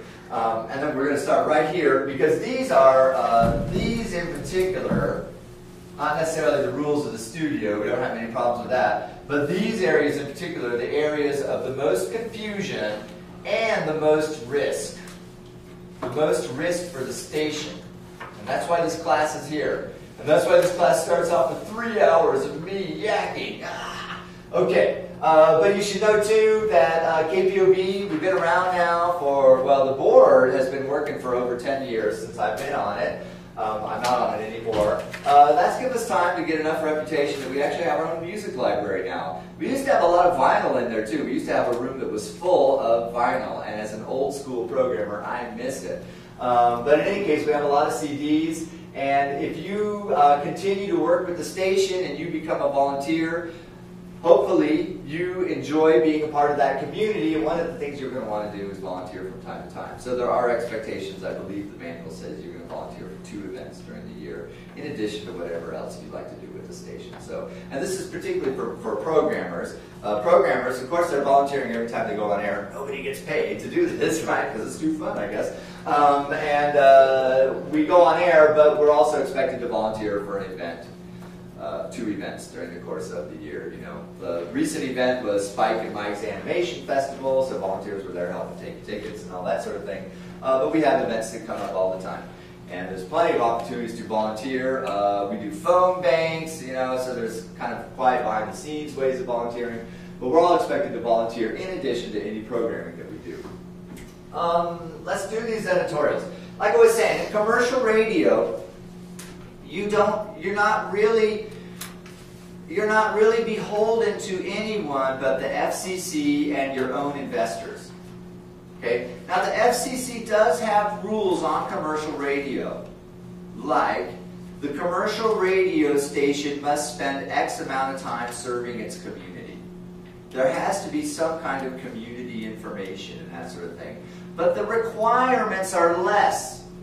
They are less than they used to be 30 years ago. Those of you in the audience who are my age, you're going to remember this stuff from radio and TV. But I remember in the 70s turning on the TV, you know, and it's like, and now it's time for a free speech message from a community member, you know? And somebody would come on TV and they'd get like 2 minutes. Do you guys remember this kind of stuff happening? And they'd like very nervously read from a sheet of paper, you know, I represent abused animals in the Bay Area, and we want you to help support us. We're having an event, you know.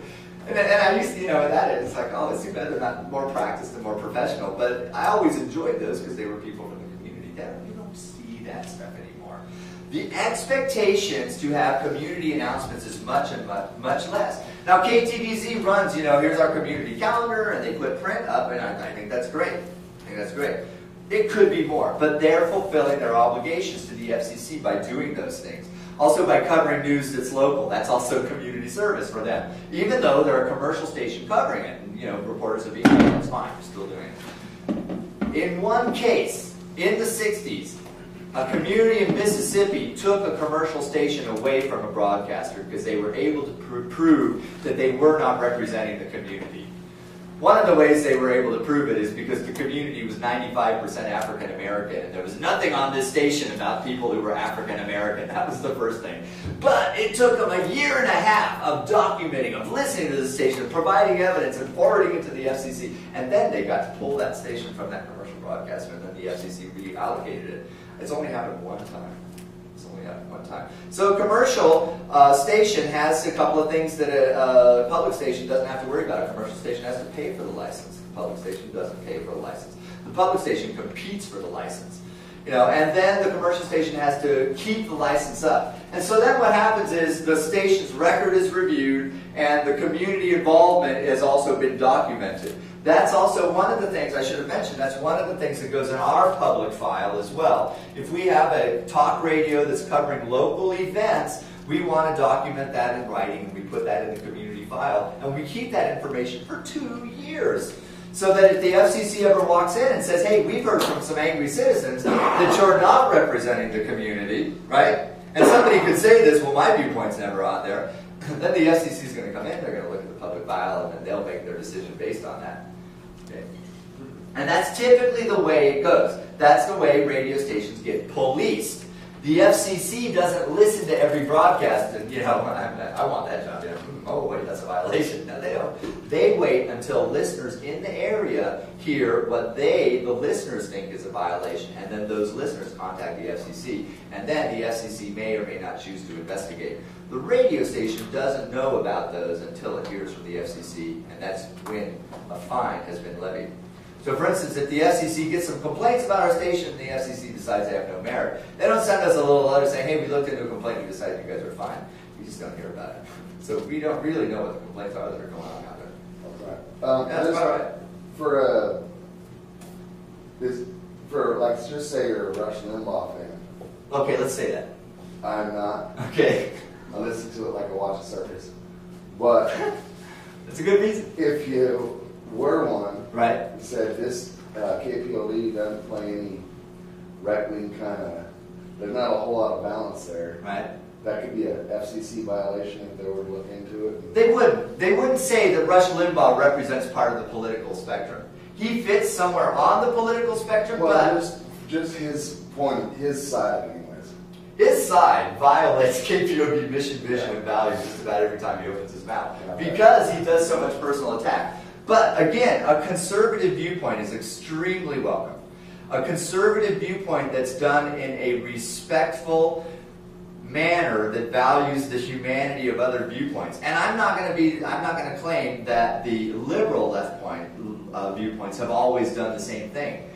And programming has talked to our programmers who are rabidly liberal, and it's like, don't listen to those turkeys on the other side. They have nothing to say. We should not have broadcasts like that on KPOV because our mission, vision, and values, which we read at the beginning, that's all about respect. So one of the things we talk about a lot there is there's a difference between attacking somebody personally and attacking somebody's policies. And my problem with Rush is he attacks people personally first. But you can attack people's policies, and that's one thing to say. I don't agree with President Obama's method of handling complaints about whistleblowers. That's great. I can say that, but I cannot say President Obama is a big turkey who should be barbecued. Well, of course, I can't threaten the president anyway because the Secret Service will show up. I only use that as a point of view just because that was super far the other way. Yeah, totally. I just meant in general. Yeah. If there's not enough people on this one side, can't someone complain and say there's too much people over here? They can't really, because what they'd have to prove is that we have systematically tried to exclude that viewpoint, and that would be harder to prove. But, the threat is still there. So what it would take would be programmers who had taken this class, tried to go on air, and then found out that their message was too conservative for our station. Those guys could complain, and they would have a legitimate complaint. I don't think we're going to find any people like that, because if I were on programming and I had a person who wanted to program some conservative community talk, come on, man. Bring it on. You should. Bring it on, to quote a famous president, right? Bring it on, because that makes our station better. Now, while we're thinking about this, here's a weirdness about it, and there's nothing I can do about it except to tell you what the law says, and how the FCC reacts is a little different. But I told you about Henry Waxman and the women voters, League of Women Voters. They got it so we can actually have editorials on KPOV. But according to the FCC, despite that ruling, the FCC says that any opinion that's uttered on air by a volunteer to the station is de facto the opinion of the station. Well, just listen to our programming. Even though we don't have a lot of people on the right, the people that we have programming don't agree with each other either. Of course, I'm telling you, it's the life of Brian. If you haven't seen that movie, it's about a guy who's confused with Jesus. But the main point of that movie is people don't get along in that movie. That's the whole movie. We're all for the same thing, but we hate each other. Anyway, we don't hate each other at the station, but we all say things that we don't agree with. But according to the FCC, those are de facto station opinions. So your good community radio station, and I hope this is KPOV, is actually a mass of contradictory opinions. But according to the FCC, those are all the opinions of KPOV. So one thing that we can do, and the FCC says this is not relevant from a legal standpoint, but your communication instructor, John, says it is relevant, not from a legal standpoint, but from a communication standpoint. But it is to do the political disclaimer. And this goes in different ways, but here's a typical example. The views expressed on this program do not necessarily represent those views of KPOV, it's board for management. That's just a typical one, I just made that up, but they typically run like that. And that's the disclaimer, saying we're going to get into a discussion on this show, and notice, it's not just my view, this might be the views of my guests who've never been to KPOV before, they're just coming in, they're really about this particular issue, but they're going to talk into my microphone. According to the FCC, their views become the station's views. I don't know how the FCC reconciles this, except that they have never pursued a claim against the station for having too many or contradictory views. I know of that not happening in the record anywhere. So while they say that this political disclaimer is not legally valid, it's certainly a courtesy for your listeners. Let your listeners know that KPOV is really about bringing different opinions. We don't necessarily endorse this opinion. It just might, that's why we have the necessarily, because it just might happen that we do, but we're not going to claim that we do, and we should, because KPOV has no editorial position. KPOV takes no editorial position on any public issues. In other words, you can get a private media outlet like KTVZ or the Bend Bulletin can do this. They can say, we recommend this candidate for president, for example. KPOV can never, ever, ever do that. We lose our 501c3. So we can't take any position on any public issues, but of course there's always an exception. Except those that directly affect the station. And there aren't many of those. And it has to be direct. You can't say, well, we think if Mondale gets elected, our station will suffer. You know, that's indirect. It doesn't matter. It needs to be, you know, there's a bond measure to take all the Bend Lapine School District property and sell it. You know, then KPOV studios would be sold. That would directly affect them. We could say something about that. We could actually take an official position as a station. But that's so rare and so unlikely, we might as well not worry about this little exception, because when it does happen, KPOV programming will tell you, you can talk about this. So generally, this is our rule. You know, no editorial position on any public issues. But some of you want to do talk programming. So remember, do use this political disclaimer, even though the FCC says it's not really legally binding. You can make the claimer, but the opinions that come out will still de facto be the opinions of the station. Okay? And this is a typical one. The views expressed are not necessarily those of KPOV or its management. Sometimes I'll say the Women's Civic Improvement League, because that is the actual 501c3. If you look at the list, they're on the list. That's the 501c3 that actually is now doing business as KPOV. And the Women's Civic Improvement League is responsible for Drake Park as well. That was the earlier work they did. The later work they did is to create KPOV. So you got your political disclaimer. While we're on that subject, and it's not really about politics, I like to do mature themes disclaimers as well. Okay? So if I'm doing, let's say I'm doing a set of music that's about sexual abuse or something like that, I will probably want to warn my audience, you know, the programming in this show contains mature themes. Listener discretion is advised. If you are concerned, tune away for an hour and then tune back, you know. Tune back. Or you can just do it for a little section of the show. So I started as a reggae programmer at KMUN. And, you know, reggae music mentions, you know, paraphernalia, ganja, and all that stuff. And so I thought, you know, I probably ought to do some disclaimers before I play that really heavy ganja-type music. So I would do this kind of thing, you know. And I would just do it, you know, I might play 15 minutes of that kind of music. And I'd say, you know, the next set contains mature themes. Listener discretion is advised. You may want to tune back after 20 minutes or something like that. You know, I don't go into all that. It contains themes of water pipes, and you know, I don't have to go into what the themes are. But the funny thing about that is, it's kind of the forbidden fruit thing. If I really want my listeners to kind of like, hey, what's going on? I I think the best way to do that would be to do my mature themes. Well, a disclaimer, it's like, really? You guys, because I remember even in KMUN, because we give out the phone number, the phone's right there in the studio, it doesn't ring, it has a little light that flashes. And even at KMUN, sometimes people would call up and say, hey, you said there were going to be some mature themes in that music. I didn't. That happened 3 times, man. And I was programming there for about 2 years. So I think people actually, I think it's a way to do this is actually a way to sell more stuff. And actually, the history of censorship shows that.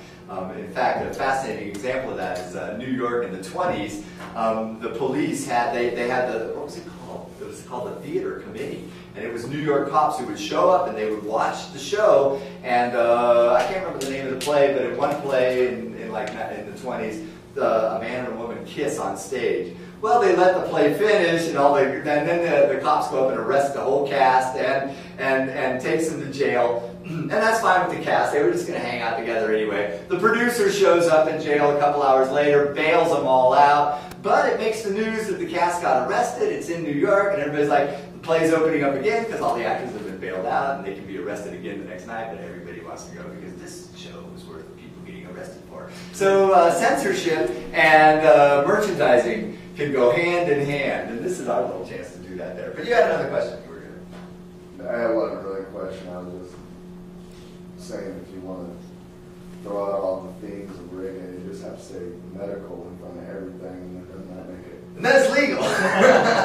Yeah, and actually we do need to watch out for illegal things, but really the funny thing about our FCC standards, and any of you who've traveled, let's say to Europe, for example, will see this right away. In this country, we really worry about sex. We are hung up on, fear of sex in our public airwaves, but the other things, like violence, we don't seem to worry about so much. So it is amazing, if you watch, say, British TV, you'll see, in the evening, you'll see a lot more boobs, by far, than you would ever see on American TV. I guess they can handle it over there, but we Americans, boobs, I can't handle it. But when it comes to violence, we've definitely got those guys beat. So it's interesting how the cultural standards get meted out. I don't know really if the FCC represents those cultural standards.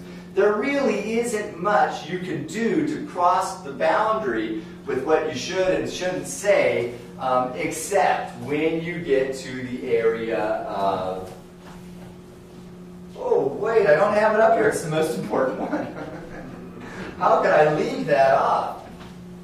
Indecency and obscenity. Yes, thank you. Good music for that. 7 naughty words.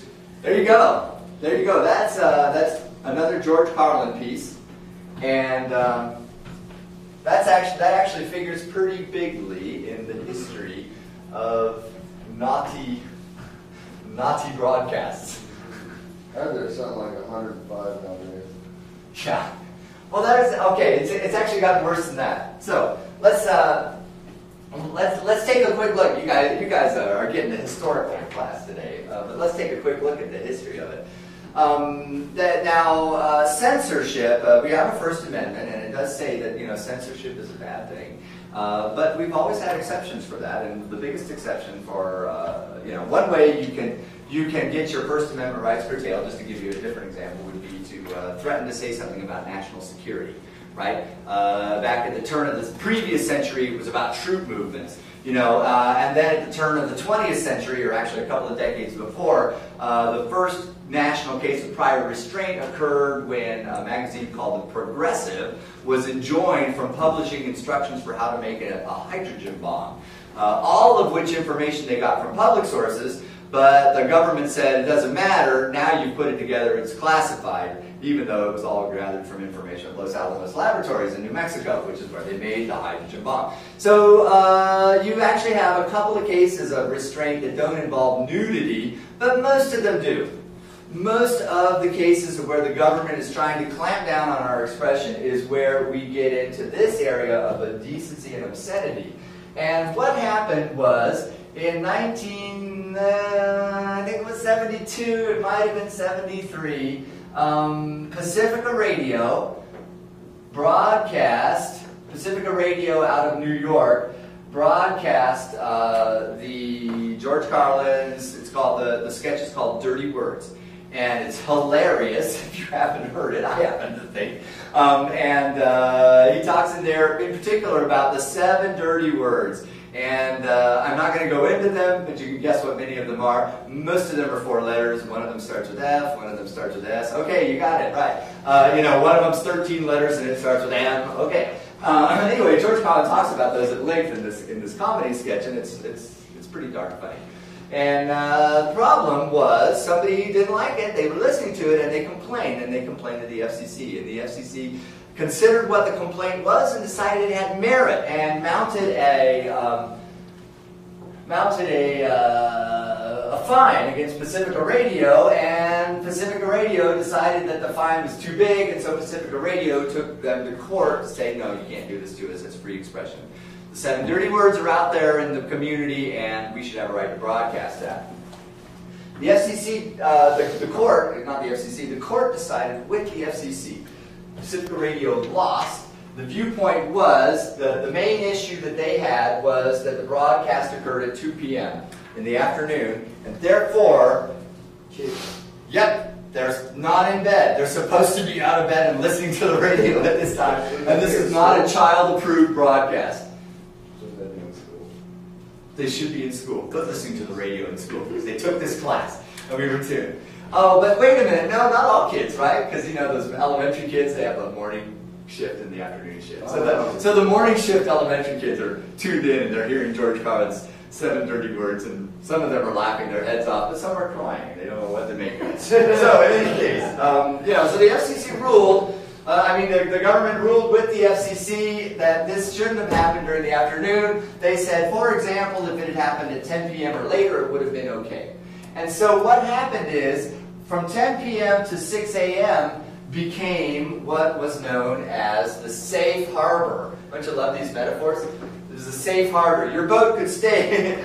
Your naughty boat can park at this harbor, basically. In other words, if it's after 10 p.m., those kids are supposed to be asleep, and you may now play George Carlin's Dirty Words bit. But you can only play it up till 6 a.m., and then those kids are waking up. Yeah?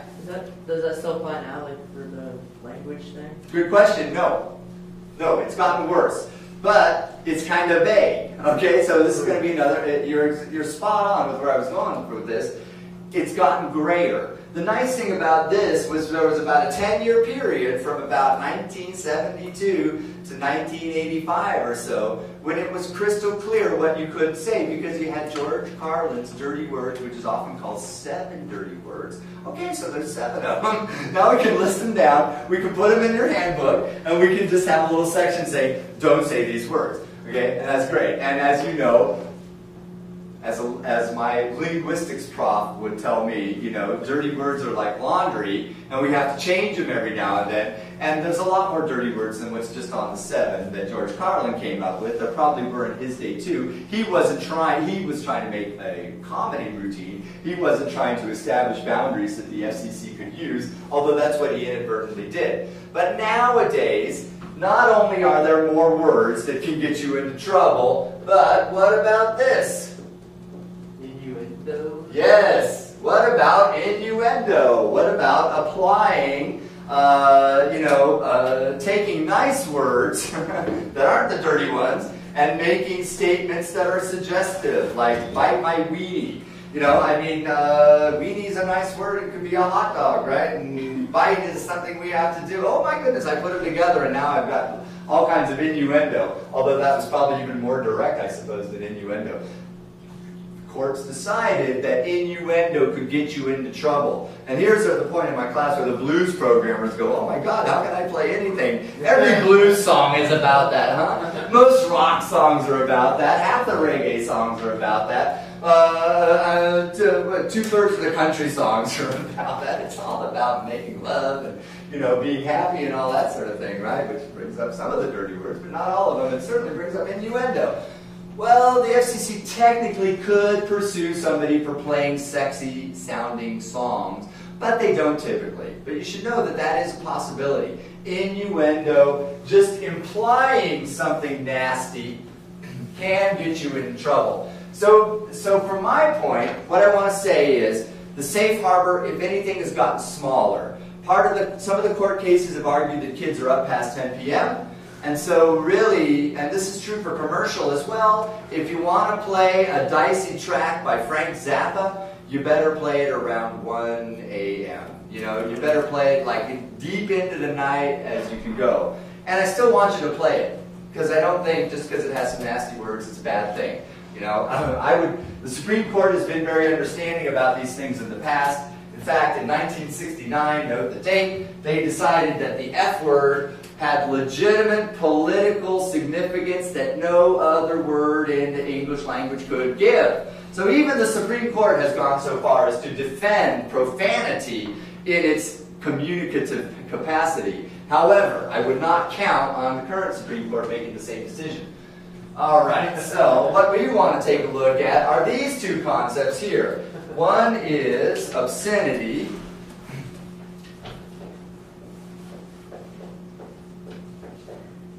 and one is indecency. Okay? Now, you and I probably have about the same definitions for these words. And in fact, so does our friend Mr. Webster. If you look up obscenity in most dictionaries, chances are it'll say, among other things, indecency. And if you look up indecency, pretty good chance it'll say, among other things, obscenity. Treats them as synonyms, equivalent terms. They just sound different and are spelled different, right? Not the FCC. The FCC actually says these two terms, unlike the dictionary you're reading, actually have specifically different legal definitions, and so because they've said that, they now do. So we need to know those briefly. And let me see if I can find it here in my notes. Oh, yeah, right there. Okay. Make sure I get it right. Now that I've got my notes, I need these. All right, so let me give you the thesis first, and then let me just draw it out. Obscenity is worse than indecency. Okay? Obscenity, worse. Decency, less bad. Okay, no problem there.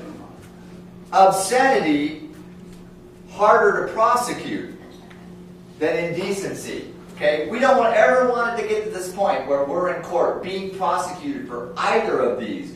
But let's say it happens. The prosecution is going to have a tougher time proving obscenity than they are proving indecency. And I'll tell you why in a minute. But, okay, you know those two things. Worse, harsher, softer, harder to prove, easier to prove. The third thing you need to know is the fine is the same. So it really doesn't matter. If you get charged with obscenity, be happy because you'll probably get out of that one. Or don't be happy because you may have stepped some line that's incredible. I mean, I have some cases in this file of obscenity, one from the 70s, that's just unbelievable to me. And it's like, yeah, we do need the term and we do need some rules about it. And I'm a free speech junkie like Justice Hugo Black was. So anyway, let's take a look at obscenity and see what's different here. Try to find I've lost my black pen, which has the best resolution for the screen. Let's go with blue. Oh, here it is. Okay. So, obscenity, three things. I got three things to say about each one. So, one of the problems with obscenity is that the language appeals to prurient interests. And then if you're like me, you have to run to the dictionary and look up prurient. That's P-R-U-R-I-E-N-T. And if you looked up prurient, you'd find obscene, indecent. Okay, so we're back. But what is really meant by this is regarding sexual intercourse. Dun, dun, dun. Where's our music? Okay, anyway. So prurient interest, that has to do with sex. Having sex, not just women being different. Sexual intercourse is what's at issue here. So in order for it to be obscene, it's going to have to refer to some kind of act of lovemaking, let's say. Not only that, it's going to have to lack artistic, scientific, political, or literary merit. Yeah. Okay? So, this is so important. This is so important. Because in 1910, a pamphlet was published in New York about how married couples could have more pleasure in their sexual intercourse and avoid having children that they don't want to have. Seems like good information. Busted. Too much information. It was obscene. We're not talking about radio. I'm just talking about a pamphlet.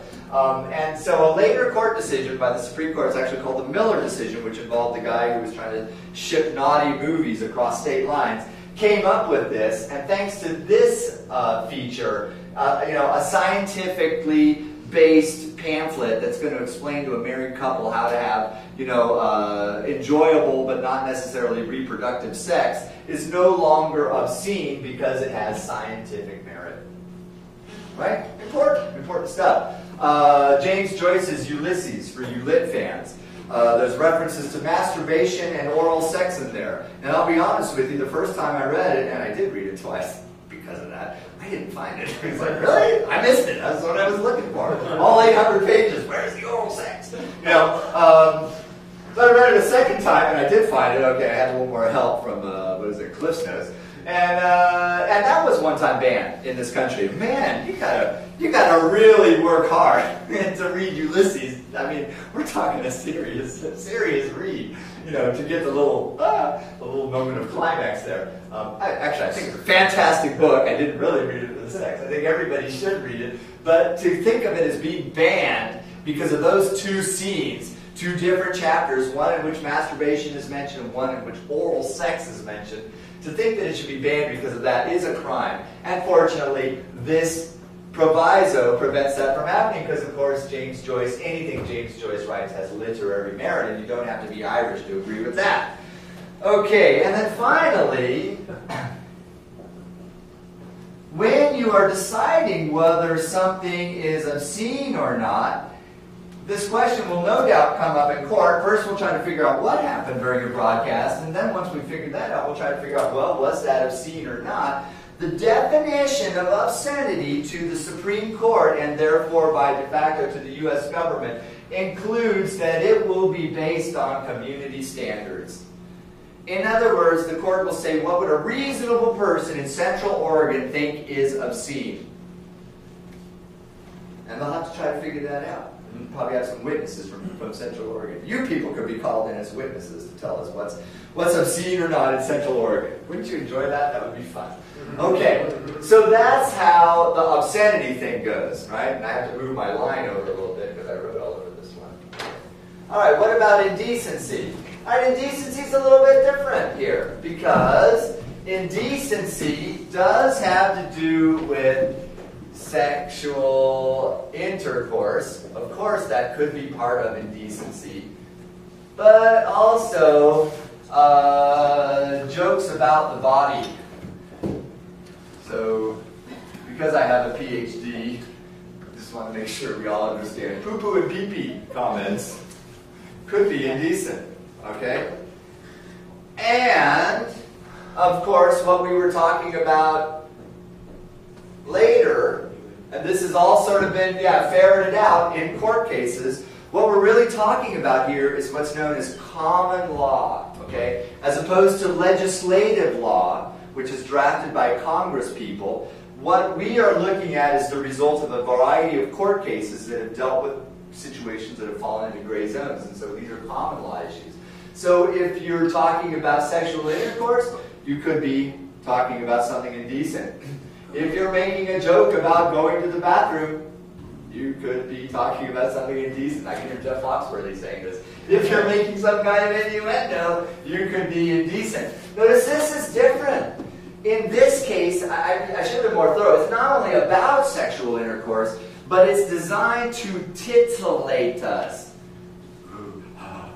listening to this radio broadcast gets me so excited. If you find yourself getting excited physiologically, you may be listening to an obscene broadcast. Or you may have a fetish. No, I'm just kidding about that part. But in any case, so this is, you can see this is the kind of stuff that comes up in day-to-day conversation, right? A radio aside. These kind of things happen. This, you kind of have to go out of your way to do this. You have to really be intending to, get lewd and lascivious and try to titillate your listeners. This is the kind of stuff that we might say in an unguarded moment. This is the problem, because you know where this is going. The fines are the same. Okay, so there's that. It's a much wider net of what counts as indecency. Uh-oh. Merit, not an excuse. Notice what's happening here. Okay? If I'm indecent, maybe I'm doing so as part of a news broadcast. Right? Remember when, some of us are old enough to remember when Clinton and the Oval Office issue and all that happened? Now, how do you cover that stuff under these rules? Very carefully, because if you go into too much detail, which of course is what the listeners are interested in, you might be indecent. And even though you're just covering the news, that doesn't matter. Okay? And we actually have a case of that. Jerry Falwell used to have a radio station, and he was commenting on, let me see if I can find it. Oh, I can remember, Jessica Hahn. And he commented, and who is Jessica Hahn? Jessica Hahn was the woman who had an affair with Gary Hart from Colorado, Congressman Gary Hart from Colorado, who was also running for president at the time. There's a Gary Hart from California, too. So what? Jessica Hahn and Gary Hart. Jessica Hahn, yeah. Jessica Hahn and preacher. Just saying, I'm sorry. Okay. I'm sorry, that's something. That's quite all right. Look for my notes.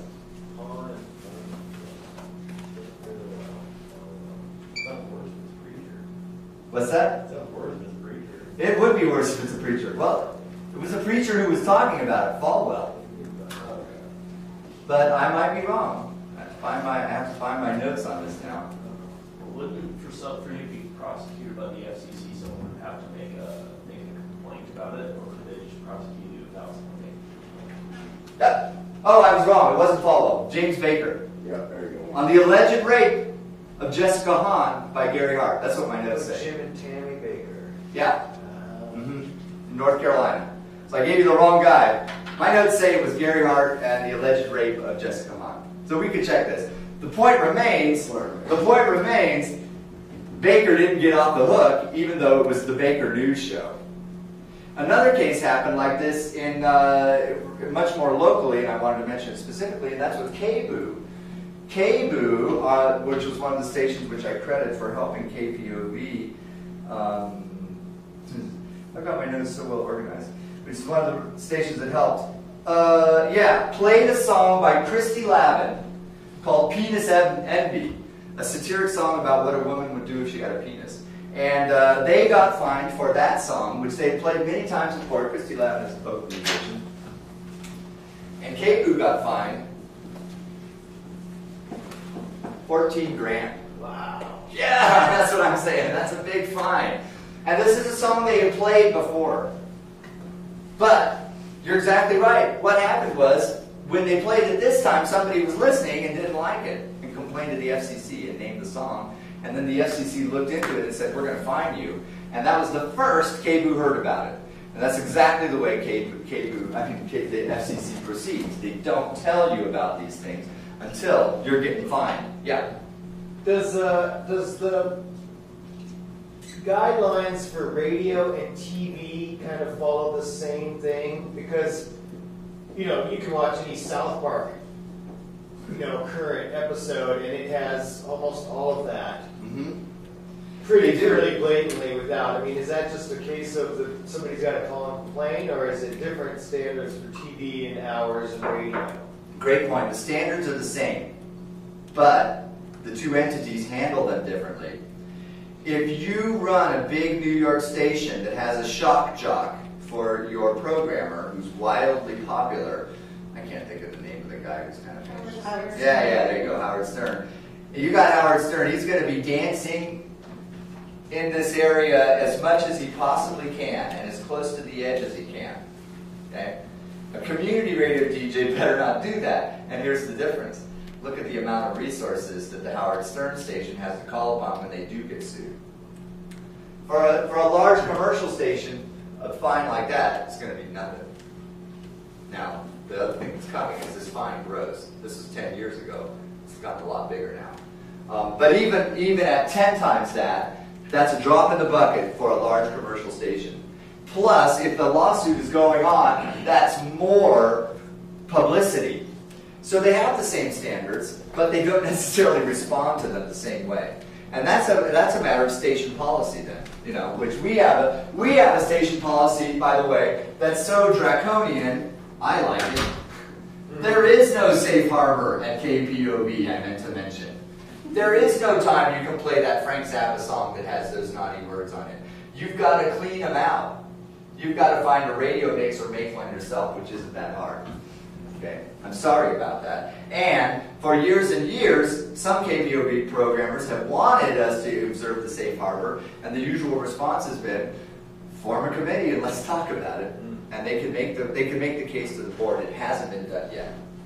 So we play it safer than normal, and I think that's a fun contrast to how some commercial stations might want to play it less safe, just for their own profit. Yeah.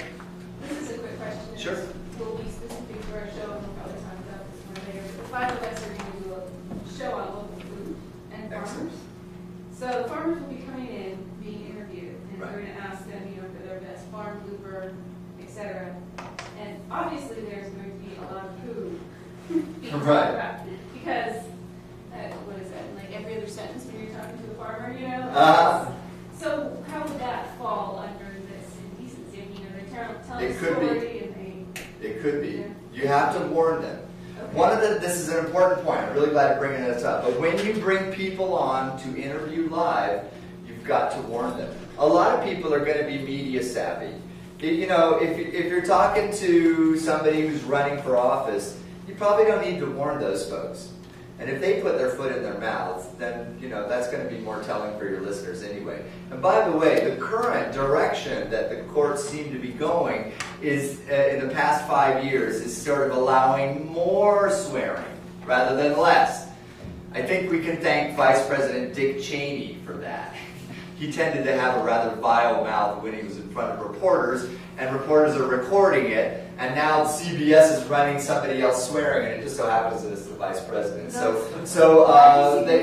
the Watergate tapes and all those words that Nixon said that were edited out. yeah, but Cheney started it with the fleeting expletive, and the Watergate tapes you can preview. You can preview it in advance, but what's happening with Cheney is he was just saying these things live. And so did, pardon? I'm saying in South Park. Yeah. Well, and South Park dances on the line, but they do not put, they don't use the 730 words, that's for sure. But if they got sued, there's enough there. Now, when this got ugly, I guess depending on your point of view, the whole thing was ugly to begin with. These things should be happening anyhow. But when this got really bad was Super Bowl halftime, right? The wardrobe mount? Yeah. Or what about the wardrobe. U2's Grammy acceptance? That's another fleeting. Like, fucking great. Like, Yeah. So that's like the Cheney thing. That's what's called, legally, that now has a name. It's called the fleeting expletive. You just said it, it burst out, and yeah, I think Bono said, fucking great. So that's like scientific merit then. It's not in that category. It's just going to be, they're going to decide people do this. I guess. It was scientific. You're saying having sex is great. Maybe it's artistic. I don't think so. But if you were his lawyer, you might have wanted to argue that. But then, what's Bono care? Sure, I'll pay the fine. What about the people running it? Bono doesn't pay the fine. It's only the broadcasters. So the Super Bowl halftime fiasco, or malfunction, or whatever you want to call it, with Janet Jackson and Justin Timberlake. You know, remember that thing. When it happened, by the way, I wasn't watching, but people I talked to were watching. I didn't see anything. But then it gets replayed and replayed and replayed. So once again, knowing something is nasty suddenly makes it popular. But about a year later, you may remember Congress, which was controlled by the Republican Party at that time, they looked at the fines and they said these fines weren't big enough. You know, CBS got fined. I don't remember the amount. This is in the hundreds of thousands. And then each affiliate that was carrying it also got fined. And the fines to the affiliate were like, I think on the order of 100. No, they weren't even that much. I think they were like this. They were basically in the tens of thousands. I don't remember what the exact fine was. Anyway, Congress got together, took them about a year, and they decided all those fines needed to be increased because we mean business. So basically everything went up by 10. So if kpov were to be sued for the Christy Lavin song today, they would look at a fine like this. Probably on the order of $150,000. I don't need to tell you that that far exceeds KPOV FM's budget. One fine like this, and the station is toast. One fine like this, and the station is crippled. But this isn't the kind of fine that happens anymore. It's this kind of fine. Now, the interesting thing here about this kpov fine, by the way, is I talked to the lawyer who defended them. They won. kpov won. kpov convinced the court that it wasn't indecent and that it was serving the listeners better, never mind the cranky caller. Right? How much did it cost them to win? 20. Yeah. 50,000. Cost about 17 or 18,000. You know, basically they're about $4,000 in the hole. But they're okay with that because each court case sets a new precedent, and so that's $4,000 more than they would have paid for the fine for free speech, you know, or for more rights to broadcast on air. Yeah. So, for example, like with the show that these guys were talking about over here, like no, the radio show they wanted to do with farming. Oh, right. And so the only time that the FCC could do anything about it would be if someone were to be offended and complain. That's right. So that's right. If nobody's listening to the station, we'll never get a complaint. But if no one got offended by it, so technically these only apply when the FCC gets involved, and really what we're going by is social standards. Yep. Or a trigger happy FCC agent happened to be listening too. I've never heard of that happening. It has to do with community standards. If nobody in the community complains, so the community standards obviously are okay with it. Right, so there is that where indecency sort of goes through community standards first. But once it's on the FCC's radar, community standards no longer apply. So I think it's an excellent question. Check it out yourself. Go to the FCC website and type in complaint. It'll bring you to a PDF document that you can fill out and you can send in your complaint. It'll ask you, well, what were the call letters of the station, what happened, describe, when did it happen, who are you, if we want to get back in touch with you. And it's just a PDF and you can send it. One more example of that, how important they are. Back when the halftime thing happened, I was in contact with the FCC quite a lot because I was instrumental in helping to set up the little low power station. And every time I call the FCC, you have to go through one of those, what do you call it, indexes, one of those voicemail menus. There you go. So press 1 for the audio division, press 2 for television, press 3 for cell phones. After the halftime thing, and for the next 9 months, that message included also. And if you were upset by the halftime, the Super Bowl halftime show, press 8. They had a special number at their 1-800 number. I have no idea how many complaints they took, but that's how easy it is to make complaints. And again, like I say, you don't hear about those complaints until they actually rise to the level of a fine. So it's not like KPOV are getting, yearly reports. Hey, we only got 11 complaints about you this year. Good work, thumbs up. They could run it that way. It would take more bureaucrats and more of our tax dollars, but it might be nice. So what we do at KPOV, this is the part you guys need to know, especially for when you're on the stand in court testifying and there's some huge fine coming down. We do this class. We do this volunteer manual. You have the little agreement that will be coming in that you sign if you want to go on air. The agreement also says, among other things, that you will help to mentor other people because we are an educational institution that way. And we have our reporting system, which is we like to rat each other out. Okay, so you're a music DJ and you're doing your due diligence, right? So you're listening to the music before you play it. You're not playing any music you haven't heard before. And you're listening to it at enough volume that you're focused. Because I made this mistake. I previewed all the music I ever played. But one of the tracks I played did have the F word. I didn't hear it until I was in the studio with the headphones on. Guess I must have been washing the dishes and not really listening as closely as I should have when I previewed it. So you really do want to pay attention when you preview it. So I'm the guy who teaches the class. I'm the guy who warns everybody else off from it, but I just played the F-bomb, so I think Pearl was in the office and I went in and turned myself in. So I didn't have to take the test, but I did get a 2-week suspension. And that's one of the other things. You get taken off the air for 2 weeks and then you're sort of on probation for 6 months. And we really do that not just to punish each other, although it is kind of fun. We do that for the FCC because when we do finally get fined, we want to be able to say, these are the procedures that we had in place. We had the class, we had the volunteer manual, we had the mentoring, we have the feedback that we give each other on our shows, we have the disciplinary action that we take when people violate the rules, and that includes a suspension and sometimes taking a little test and that sort of thing. And hopefully the FCC would look at that, or the court would look at that and agree, yes, we are in control of the station, because that is the huge issue here. Are you really in control of what the station is doing? You know? So maybe a mistake will happen, but you did your best.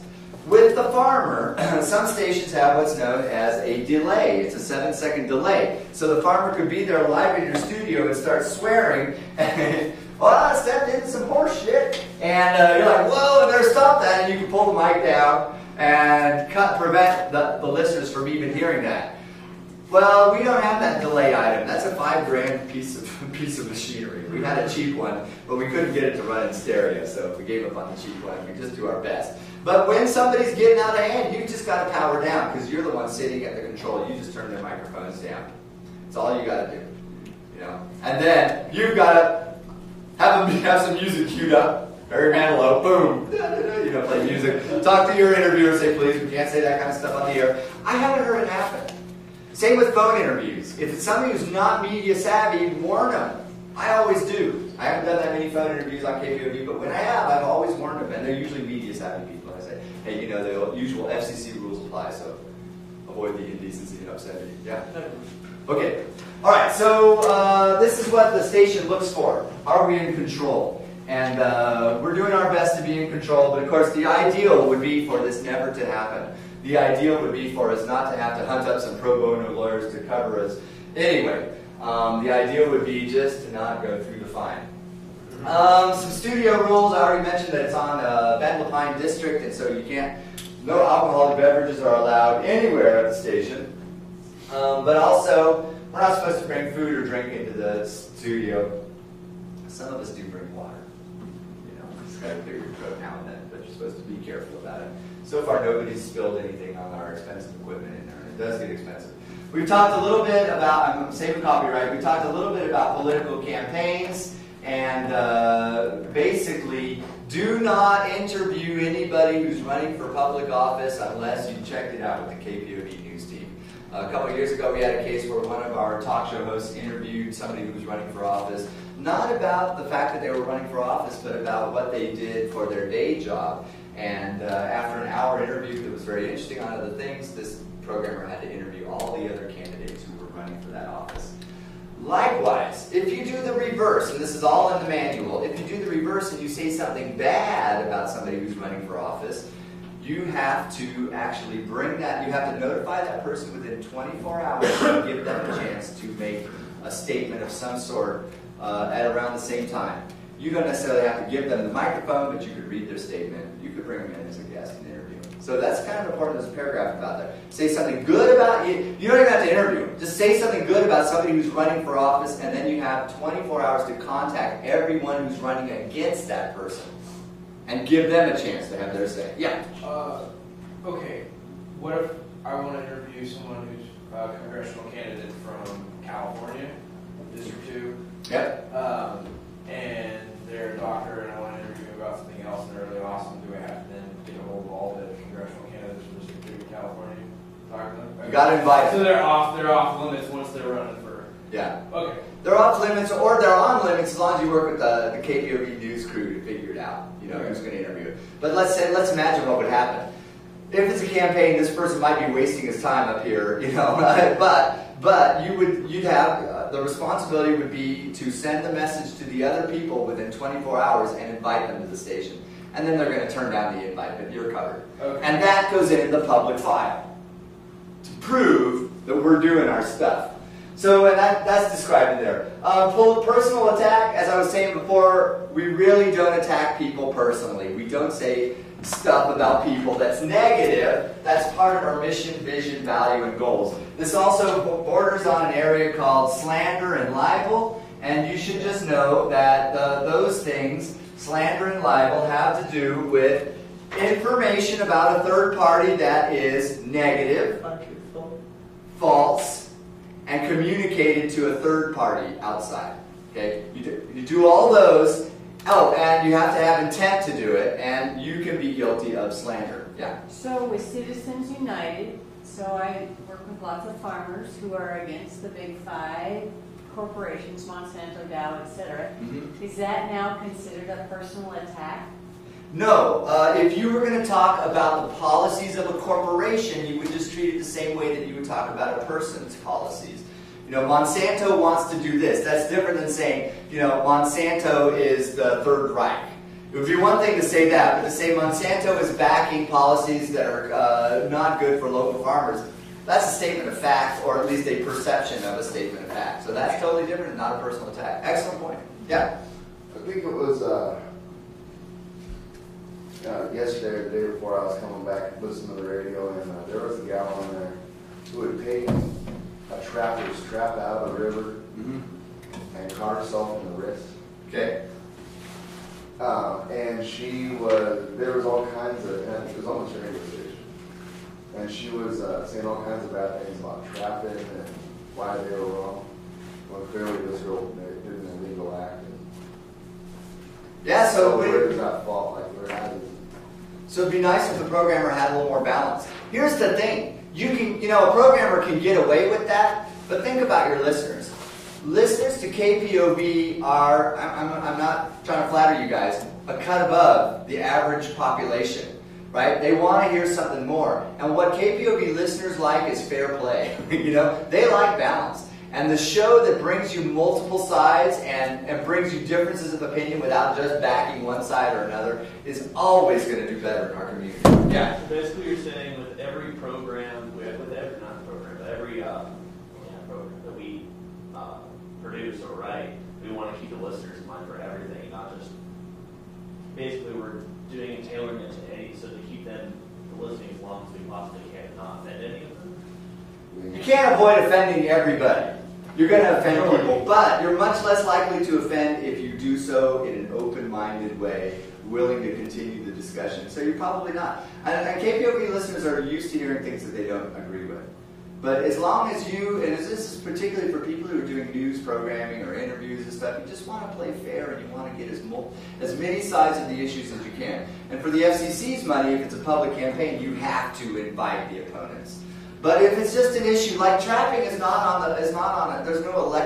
no ballot about trapping right now. It's just an issue that has multiple sides. Is there? Yeah. Okay, I was unfair. But in any case, if there wasn't, the FCC wouldn't really care about that.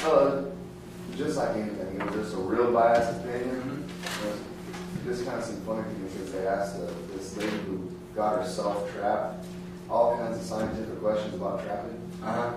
That didn't really make any sense to me. See, and that's the cool thing about being down there. You'll know the programmers, and you can say, "Hey, what's going on?" That'd be great. You sound like somebody they should interview for a different viewpoint. Let me just cover these last two. I've got about less than 5 minutes because Pearl's here, and I want to make sure she gets a chance to talk. Calls to action we do not do. Calls to action is whenever you tell somebody to do something. Come on down is a call to action. Join the Marines, that's a call to action. We can have calls to action if it directly affects the station. So we can say support your local radios, KPOV, donate, become a volunteer. We can do those calls to action, but we can't do calls to action for anything else.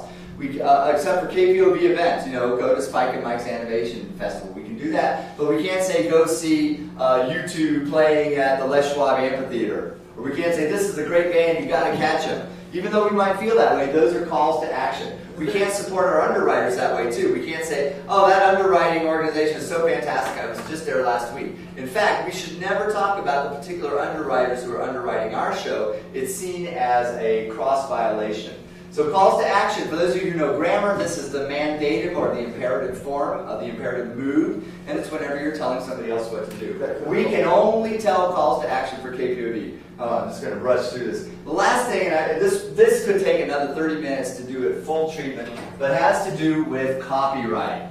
You cannot use someone else's material if it's copywritten without getting permission, and that may involve you paying.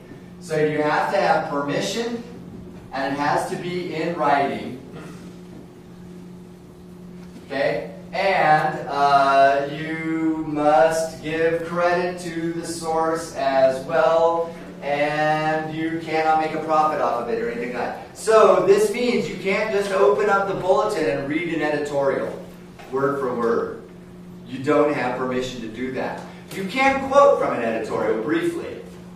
Right? You can open it up and you can read 2 or 3 lines and say where it's from and talk about it, but you can't read it word for word. Quoting a few lines would fall under what's known as fair use, which is different from copyright.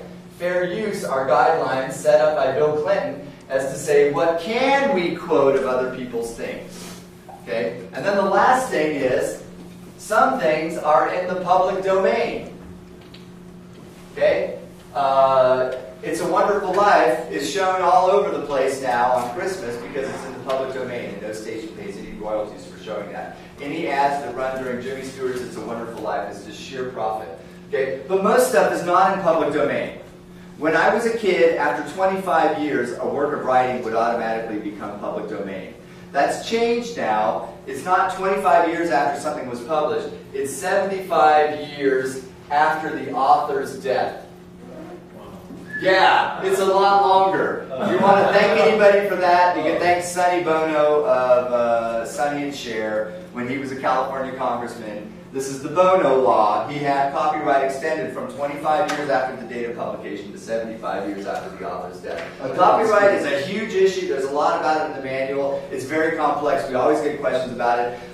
On any of this stuff, don't put it on air if you're not sure. What do you do if you're not sure? Talk to Pearl, talk to people on the board, talk to programming. Don't make a difficult decision on your own. Get somebody involved. They will work to find out a way that you can do it most easily. Pearl, I want you to come up here and say hello. I'm happy to stick around and answer any of those questions. I've already used all my time and Pearl's time, but I'm going to remain. So Pearl, thank you. Hi everyone, I'm Pearl. Hi, I'm Pearl. going to pass out a couple things on my way up.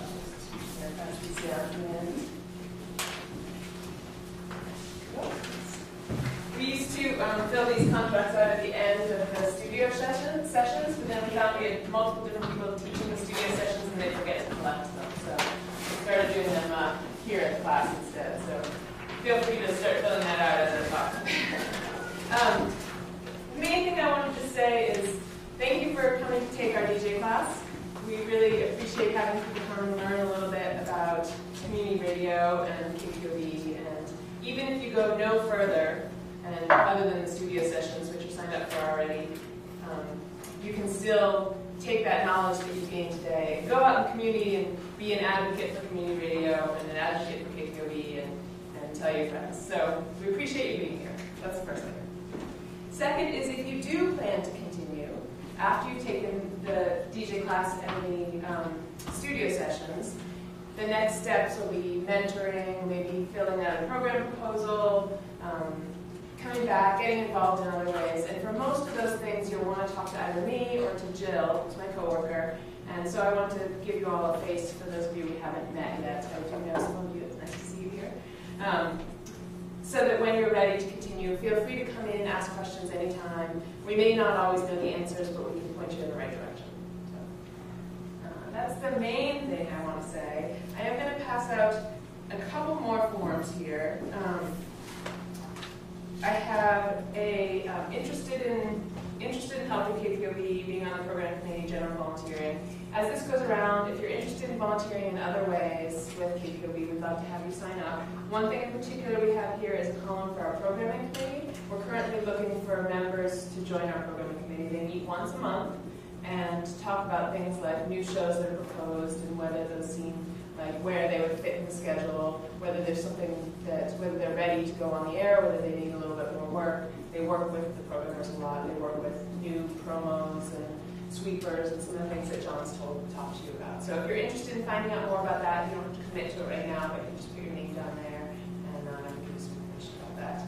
They meet, as I said, once a month, but they do communicate more often than that because programming stuff changes fairly frequently. So there's that. I also have a form here, which I got back on the table. I'll get that and pass it around.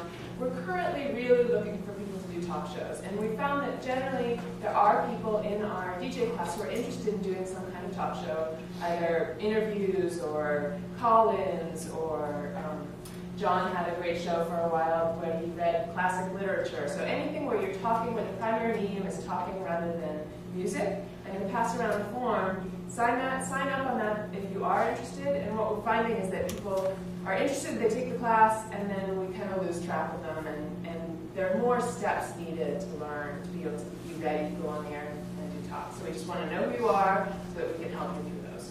I'll grab that piece of paper. Bless you. Start this here. You can pass that down that way if you want. Start this one here.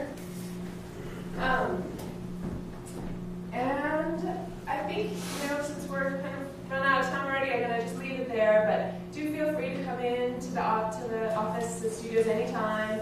Take a look around, ask questions. Jill and I are both happy to help out and kind of have our hands involved in everything. So we can usually at least point you in the right direction. Does anyone have any questions for me before you? All right. Thank you very much, Pearl. I really appreciate it. It's been great. When the station started, we were all volunteer. And Pearl is the first employee that KPOV had, and she's really become sort of the center. You're kind of the brains of KPOV now. You connect the lower cortex. You're connecting everybody with everybody else. So when you have questions about the station, please do ask Pearl. Pearl likes to consult with me when there's copyright questions and things like that. As you can tell by your own questions in today's class, you can come up with a bunch of scenarios that probably have never happened before. So again, I just want to encourage you, if you're on air at KPOV or any other radio station for that matter, don't make difficult decisions in isolation. Contact the management, contact programming, talk to Pearl, talk to me, talk to some of the other volunteers that help teach the class. And again, I want to thank Pearl and Jill for all that they do. I want to thank Chris Kluwer, Mike Fisher, and David Simpson, right, who are teaching the studio classes. Diane. Oh, and Diane Luckett's doing a studio class too? Fantastic. So, and those volunteers also make this class possible. And I really hope you guys enjoy working in the studio. I hope you learn a lot. I hope you like radio after the class is over as much as you liked it before. Maybe a little more. All right? Please, there's a business card up here and a couple of hands were up, so don't hesitate to ask me questions.